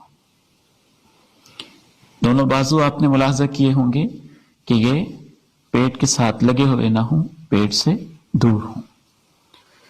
تو سجدے میں بعض لوگ جو غلطیاں اور کوتاہیاں کرتے ہیں وہ بھی میں آپ کے سامنے عرض کر دیتا ہوں تاکہ ان غلطیوں سے ہم بچ سکیں۔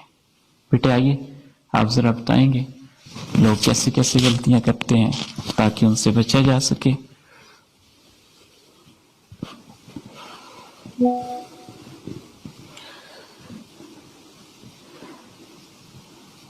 اچھا جی، ایک کامن غلطی یہ ہے کہ لوگ اپنے بازو اپنے پہلوؤں سے دور نہیں کرتے، ساتھ میں لا لیں، بالکل غلط طریقہ ہے۔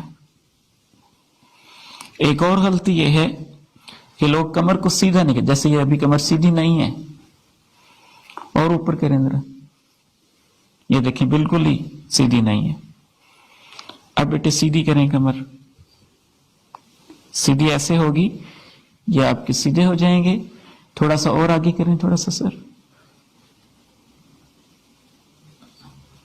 یہ کمر بالکل سیدھی ہے۔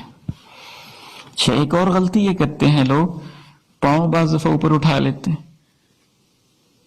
کبھی ایک پاؤں کے اوپر دوسرا پاؤں رکھا ہوتا ہے، اور بعض لوگ ایک اور کامن غلطی یہ ہے، بعض لوگ ناک لگا لیتے ہیں اور پیشانی نہیں لگاتے، یہ بھی غلط طریقہ ہے۔ تو ان غلطیوں سے ہم نے سجدے میں بچنا ہے تاکہ ہمارا سجدہ سنت کے مطابق ہو۔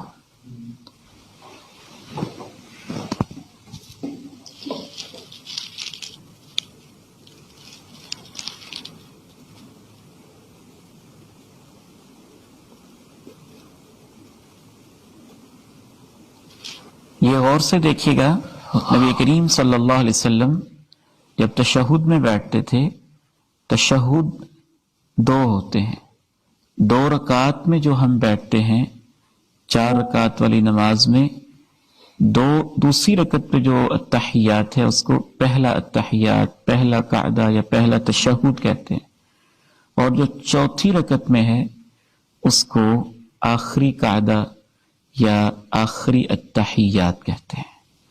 جو پہلا تشہد ہے اس میں نبی کریم صلی اللہ علیہ وسلم یوں بیٹھتے تھے، اپنا بایاں پاؤں نیچے بچھا دیتے، اس کے اوپر آپ تشریف فرما ہوتے، اور دایاں پاؤں نصب الیمن نصبا، اس کو یوں گاڑ دیتے۔ آپ غور فرمائیے، میری انگلیاں قبلہ رخ ہے اور پاؤں کھڑا ہوا ہے، یہ سنت کے عین مطابق ہے پہلے التحیات میں بیٹھنے کا طریقہ۔ جو آخری قعدہ ہے اس میں پیارے نبی علیہ السلام حدیث مبارکہ میں آتا ہے کہ آپ دائیں کو کھڑا ہی رکھتے لیکن بایاں پاؤں تھوڑا سا باہر نکال دیتے اور نیچے بیٹھتے، نیچے تشریف فرما ہوتے۔ یہ کیفیت ہوگی. بہتر ہے کہ آپ کو یہ بھی بتا دیا جائے 2 سجدوں کے درمیان بیٹھنے کا طریقہ. 2 سجدوں کے درمیان میرے انتہائی محترم بھائیوں اور عزیزوں، نبی کریم صلی اللہ علیہ وسلم سے اپنے دست مبارک کو گھٹنوں پر رکھنا بھی ثابت ہے. یہ گھٹنوں پر رکھ لیے، اور نبی کریم صلی اللہ علیہ وسلم سے رانوں پر رکھنا بھی ثابت ہے، یعنی گھٹنوں سے کچھ پیچھے. 2 سجدوں کے درمیان آپ دونوں طرح سے بیٹھ سکتے ہیں. اب ہم آپ کے سامنے واضح کرتے ہیں اتحیات میں بیٹھنے کا طریقہ. جو پہلی اتحیات ہے اس میں آپ بایاں پاؤں نیچے بچھائیں گے، دائیں کو کھڑا کر دیں گے جیسا کہ پہلے میں واضح کر چکا ہوں، اور پہلی اتحیات میں آپ یوں بیٹھیں گے جیسے 2 سجدوں کے درمیان بیٹھے تھے. فرق صرف یہ ہے کہ اتحیات میں نبی کریم صلی اللہ علیہ وسلم یہ ایسے آپ علیہ السلام اشارے کی کیفیت بناتے تھے، دونوں انگلیاں بند، یہ اور یہ ان کے ساتھ حلقہ، اور یہ انگلی قبلہ کی طرف انگشت شہادت، ایسے.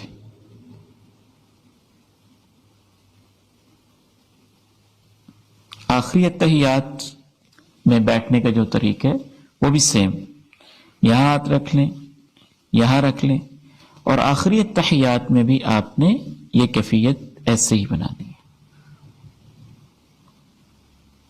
اور یہ آپ کے سامنے میں پہلے واضح کر چکا ہوں کہ آخری اتحیات میں یہ پاؤں آپ نے باہر نکالنے. پیارے نبی علیہ السلام اپنا بایاں پاؤں باہر نکالتے، نیچے تشریف فرما ہوتے، اور دایاں پاؤں آپ کھڑا کر لیتے.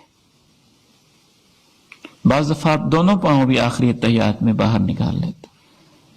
ظاہر ہے اس طرح تب ہو سکتا ہے جب آپ امام ہوں یا انفرادی طور پہ نماز پڑھ رہے ہوں.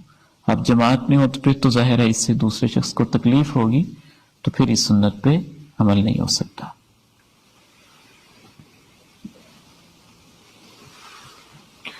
سلام پھیرنے کا طریقہ. سلام پھیرنے کا طریقہ نبی کریم صلی اللہ علیہ وسلم آخری تحیات میں یوں تشریف فرما ہوتے، دائیں طرف سلام پھیرتے. صحابی کہتا ہے کہ آپ کے چہرے مبارک کے رخسار انور کی سفیدی دکھائی دیتی تھی، یعنی اچھی طرح. السلام علیکم ورحمۃ اللہ. پھر ایسے ہی بائیں طرف. آپ کے سامنے اللہ تعالیٰ کی توفیق سے ان غلطیوں کی نشاندہی کرتے ہیں جو عموماً لوگ نماز میں کرتے ہیں. بیٹے آپ ادھر آئیں سر.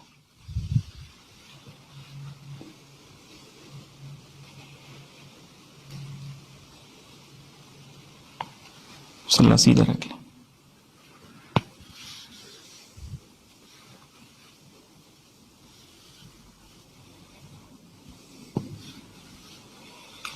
سجدہ کریں، سجدہ. اچھا ایک منٹ کھڑے ہو، سیدھا سیدھا کھڑے ہو. کھڑے ہونے میں بہت سارے لوگ کوتاہیاں کرتے ہیں. بعض لوگ اپنے پاؤں کو بہت زیادہ پھیلا دیتے ہیں، اور یہ دیکھیں کتنا بھدا اور عجیب و غریب لگ رہا ہے. بعض لوگ بالکل سستی کے ساتھ یوں پاؤں کو ملا دیتے ہیں. یہ دونوں طریقے غلط ہیں. آپ اس چیز کا خصوصی اہتمام کریں گے کہ نبی کریم صلی اللہ علیہ وسلم اپنی جسامت کے مطابق پاؤں کھولتے تھے. اپنی جسامت کے مطابق پاؤں کھولیں گے، نہ ان کو زیادہ پھیلائیں اور نہ ہی اپنے پاؤں کو زیادہ کلوز کریں. سجدے کی غلطیاں.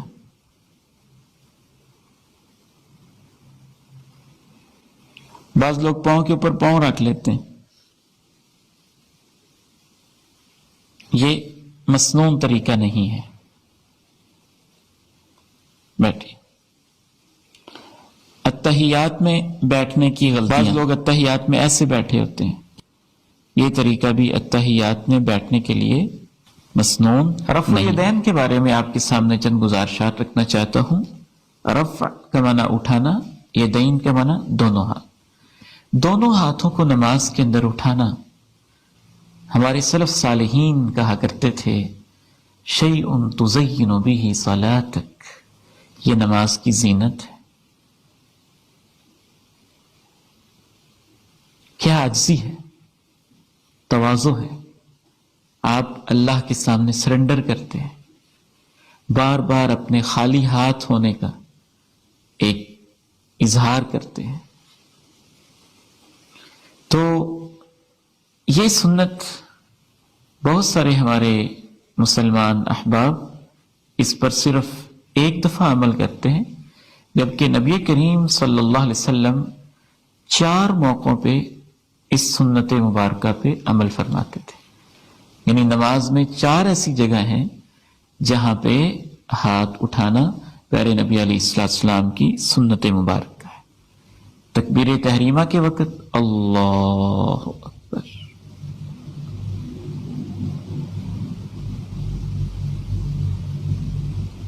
اسی طرح رکوع میں جاتے ہوئے اللہ اکبر، اور جب رکوع سے آپ اٹھ رہے ہیں سمع اللہ لمن حمیدہ۔ اور چوتھا موقع ہے جب آپ دوسری رکعت کی اتحیات سے فارغ ہو کے اٹھ رہے ہوتے ہیں تو پھر بھی آپ نے رفع الیدین کرنا ہوتا ہے۔ یہ مثلاً فرض کیجئے میری دوسری رکعت ہے، میں اس سے اٹھ رہا ہوں اللہ اکبر،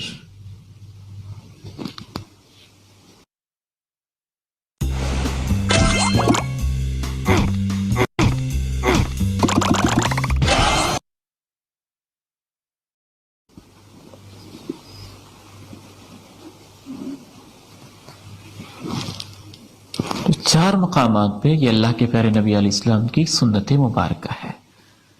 حضرت مالک ابن حویرث اصح الکتب بعد کتاب اللہ صحیح بخاری میں ارشاد فرماتے ہیں کہ میں نے رسول اللہ صلی اللہ علیہ وسلم کو رکوع میں جاتے ہوئے اور رکوع سے سر اٹھاتے ہوئے رفع الیدین کرتے دیکھا۔ سیدنا حضرت عقبہ بن عامر رضی اللہ تعالی عنہ ارشاد فرمایا کرتے تھے کہ اللہ رب العزت ایک رفع الیدین سے انسان کو 10 نیکیاں نصیب فرماتا ہے، ایک رفع الیدین سے 10 نیکیاں نصیب فرماتا ہے۔ حضرت امام ابن حجر رحمہ اللہ فتح الباری میں لکھتے ہیں کہ 50 صحابہ کرام جن میں 10 مبشرہ بھی ہیں، ان سے یہ رفع الیدین کی سنت منقول ہے۔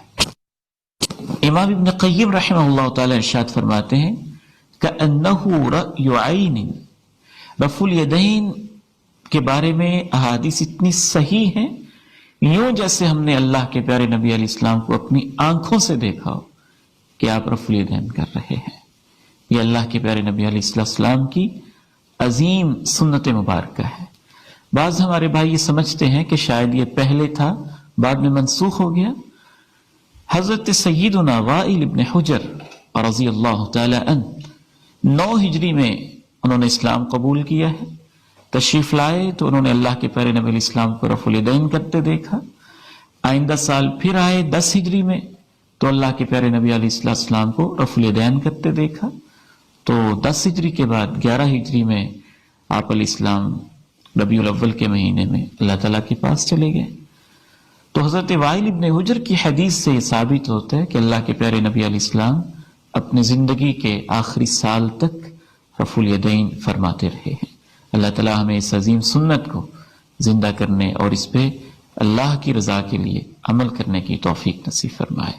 اللہ کے پیارے نبی علیہ السلام نے ایک شخص کو دیکھا، مسجد میں آیا، اس نے جلدی جلدی نماز پڑھی ہوگی، آپ کو سلام پیش کیا تو آپ علیہ السلام نے فرمایا ارجع فصلی فإنک لم تصلی، جاؤ واپس جاؤ نماز پڑھو، تم نے تو نماز پڑھی ہی نہیں ہے۔ وہ جو نماز سنت کے مطابق نہیں ہے وہ نماز اللہ کے نزدیک ایسے ہے جیسے آپ نے پڑھی ہی نہیں ہے۔ بعض لوگوں کی یہ غلطی ہے کہ بہت جلدی جلدی نماز پڑھتے ہیں، جلدی سے رکوع، جلدی سے سجدہ۔ تو یہ جلدی جلدی جو سجدے ہیں نا، اس کو اللہ کے پیارے نبی علیہ السلام نے ٹھونگے کہے. یہ سجدے نہیں، یہ ٹھونگے ہوتے ہیں. آپ نے اس صحابی کو سکھایا مسیء الصلاۃ کو تطمئن راکعا تطمئن ساجدا، اطمینان سے رکوع، اطمینان کے ساتھ سجدہ کرو. نماز کی غلطیوں میں سے ایک بڑی خطرناک غلطی ہوتی ہے نماز میں فضول حرکات کرنا. ان میں سے ایک ہے کہ آپ نماز پڑھ رہے ہیں اللہ کے حضور، لیکن اپنی کھانسی پہ لوگ کنٹرول نہیں کرتے.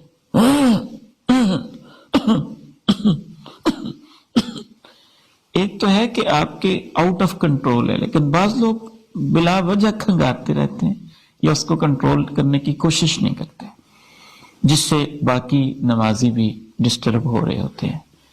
ایک اور غلطی جو نماز کے اندر لوگ کرتے ہیں وہ ہے جھانکنا. جو آپ نماز پڑھ رہے ہیں،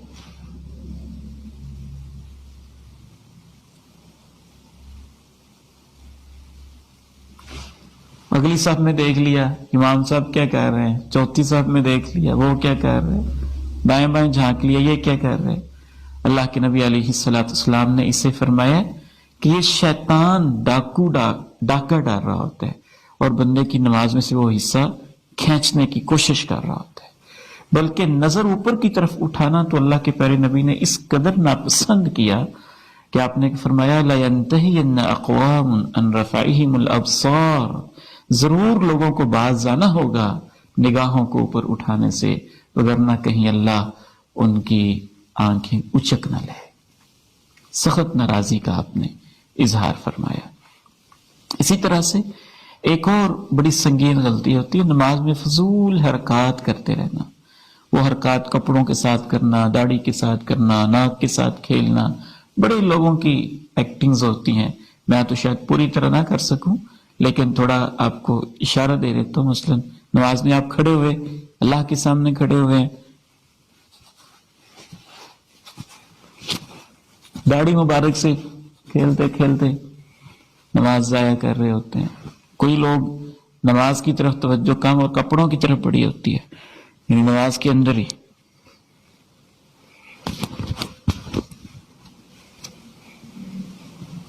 یہ بھی ایک غلطی ہے، یہ بھی ہمیں نہیں کرنی چاہیے. ایک اور غلطی لوگ کرتے ہیں لباس کے حوالے سے، کپڑوں میں ان کو ایسے کر لیتے ہیں نماز میں، یا وضو کر کے آئے آپ اور یہ ایسے تھے تو ان کو ایسے ہی رہنے دیا. نبی علیہ السلام نے نماز میں کپڑوں کو اس طرح سے سمیٹنے سے منع کیا، ان کو ایسے کریں. تمام اعضاء آپ کا پورا لباس اللہ کے حضور سجدہ کر رہا ہو. ایک اور غلطی جو لوگ نماز کے اندر کرتے ہیں لباس کے ریفرنس سے، وہ ہے کہ ان کی شلوار یا پینٹس وغیرہ یہ ٹخنوں سے بالکل نیچے ہوتی ہے. میں نے تو ویسے سلوائی ہی چھوٹی ہوئی نیچے جا ہی نہیں سکتی، تو ان کی بالکل ٹخنوں سے نیچے ہوتی ہے. نبی علیہ السلام کی تعلیمات کے مطابق عام حالات میں بھی لباس کو ٹخنوں سے نیچے رکھنا جائز نہیں ہے. نماز میں تو پھر اور زیادہ اس کا اہتمام اور زیادہ اس کا خیال کرنا چاہیے. ایک اور سنگین غلطی، ایک بڑی سنگین غلطی جو اس دور میں بالخصوص شروع ہوئی ہے، وہ ہے موبائل کا فتنہ. کہ بعض لوگ لحاظ بالکل نہیں کرتے کہ ہم مسجد میں جا رہے ہیں تو اپنے موبائل کو سائلنٹ موڈ پہ کر لیں، اس کو آف کر لیں، وائبریشن پہ لگا دیں، اور پھر اللہ کی پناہ ان کی رنگ ٹونز ایسی خطرناک اور فحاشی پر مبنی ہوتی ہیں کہ بعض دفعہ تو سچی بات ہے اللہ کے گھر میں نمازیوں کی رنگ ٹونز جب بجتی ہیں ڈر لگتا ہے کہ اللہ کا غضب نازل نہ ہو جائے. آپ نمازی ہیں، اللہ کو ماننے والے ہیں، عام حالات میں بھی آپ کی تو رنگ ٹون کوئی سلجھی ہوئی سنجیدہ ہونی چاہیے. گانوں کے اوپر مبنی، فلموں کے اوپر مبنی اس طرح کی رنگ ٹونز جو ڈانس سے متعلقہ کسی چیز کا اظہار ہو، کسی گانے کا اظہار ہو، یہ تو لگانا ویسے ہی ایک مہذب انسان کو، ایک مسلمان کو زیب نہیں دیتا. اور پھر مسجد میں آ کے یہ حرکات، تو نبی علیہ السلام نے مسجد میں آوازوں کا اٹھنا اسے قیامت کی نشانی قرار دیا ہے. ایک اور سنگین غلطی کہ انسان ہے آپ بھول گئے اپنے موبائل کو آپ آف نہیں کر سکے، سائلنٹ موڈ پہ نہیں لگا سکے، اب وہ نماز پڑھ رہے ہیں، رنگ بجی جا رہی ہے، ساری مسجد میں شور ہو رہا ہے، اور وہ ماشاءاللہ اب اتنے متقی ہیں کہ موبائل کو نکال کے بند کرنا تقوی کے خلاف سمجھتے ہیں۔ بھئی اللہ کے بندے، آپ کی اس رنگ ٹون کی وجہ سے پوری مسجد کی نماز اور اس کا سکون برباد ہو رہے ہیں، تو اب آپ نماز ہی کی خاطر جو آپ سے غلطی ہوئی ہے اس موبائل کو یوں نکالیں، نکال کے ایسے ہی پتہ ہوتا ہے بٹن کہاں سے بند ہوتا ہے، اس کو بند کر دیں، آف کر دیں، شروع ہو جائے۔ تو یہ حرکت آپ نے، اگرچہ آپ کو چاہیے تھا پہلے آف ہوتا، لیکن غلطی ہوگی تو اب اس کا ازالہ بھی تو کرنا ہے، یہ تو نہیں کہ اس غلطی کی وجہ سے سب کی نماز آپ خراب کر رہے ہیں، ایسے جیب میں ہاتھ ڈالیں، اس کو بند کر دیں۔ یہ نہیں ہے، بعض لوگ یہ غلطی بھی کرتے ہیں کہ موبائل بند کر پہلے دیکھ لیتے ہیں کال کس کی ہے، یہ تو نماز کے آداب کے بالکل منافی ہے، انتہائی غیر سنجیدہ حرکت ہے، آپ کے لیے قطعاً جائز نہیں۔ اس کو بند کریں اس نیت سے کہ میری نماز بھی ڈسٹرب نہ ہو، باقی نمازوں کی نماز، ایسے اس کو بند کر دیں، ایسے بند کر دیں، یا بند کرنے کی خاطر آپ کو کوئی بٹن وغیرہ اس کا دیکھنا پڑتا ہے تو دیکھ کے بند کر دیں، لیکن یہ نہ دیکھیں کہ کال کس کی آ رہی ہے، کس کا میسج آیا ہوا ہے، یہ تو بہت غیر سنجیدہ حرکت ہوگی۔ نماز کی غلطیوں میں سے ہمارے بر صغیر میں ایک خاص غلطی یہ پائی جاتی ہے کہ بعض لوگ مرد اور عورت کی نماز میں فرق کرتے ہیں۔ مثلا بعض علماء، بعض لوگ یہ بیان کرتے ہیں کہ عورت جو ہے وہ یہاں تک ہاتھ اٹھائے، مرد یہاں تک اٹھائے، عورت سینے پہ ہاتھ باندھ لے، مرد نیچے باندھ لے۔ یہ فرق سنت سے، اللہ کے پیارے نبی علیہ السلام کی کسی صحیح حدیث سے ثابت نہیں۔ سجدے میں بعض لوگ فرق کرتے ہیں، عورت یوں سجدہ کرے، خاص کی کیفیت، اپنی طرف سے کوئی خاص کیفیت بنائی ہوتی ہے۔ تشہد میں بیٹھنے کے اندر بھی فرق کرتے ہیں کہ عورت یوں بیٹھے، مرد یوں بیٹھے۔ الغرض نبی کریم علیہ السلام سے نماز کی کیفیات میں، یہ تو جبریل امین نے آ کے سکھائی ہیں، اللہ کے پیغمبر نے اپنی امت کو سکھائی ہیں، تمام صحابیات آپ کے پیچھے نماز پڑھتی رہی ہیں، کسی ایک سنگل حدیث میں بھی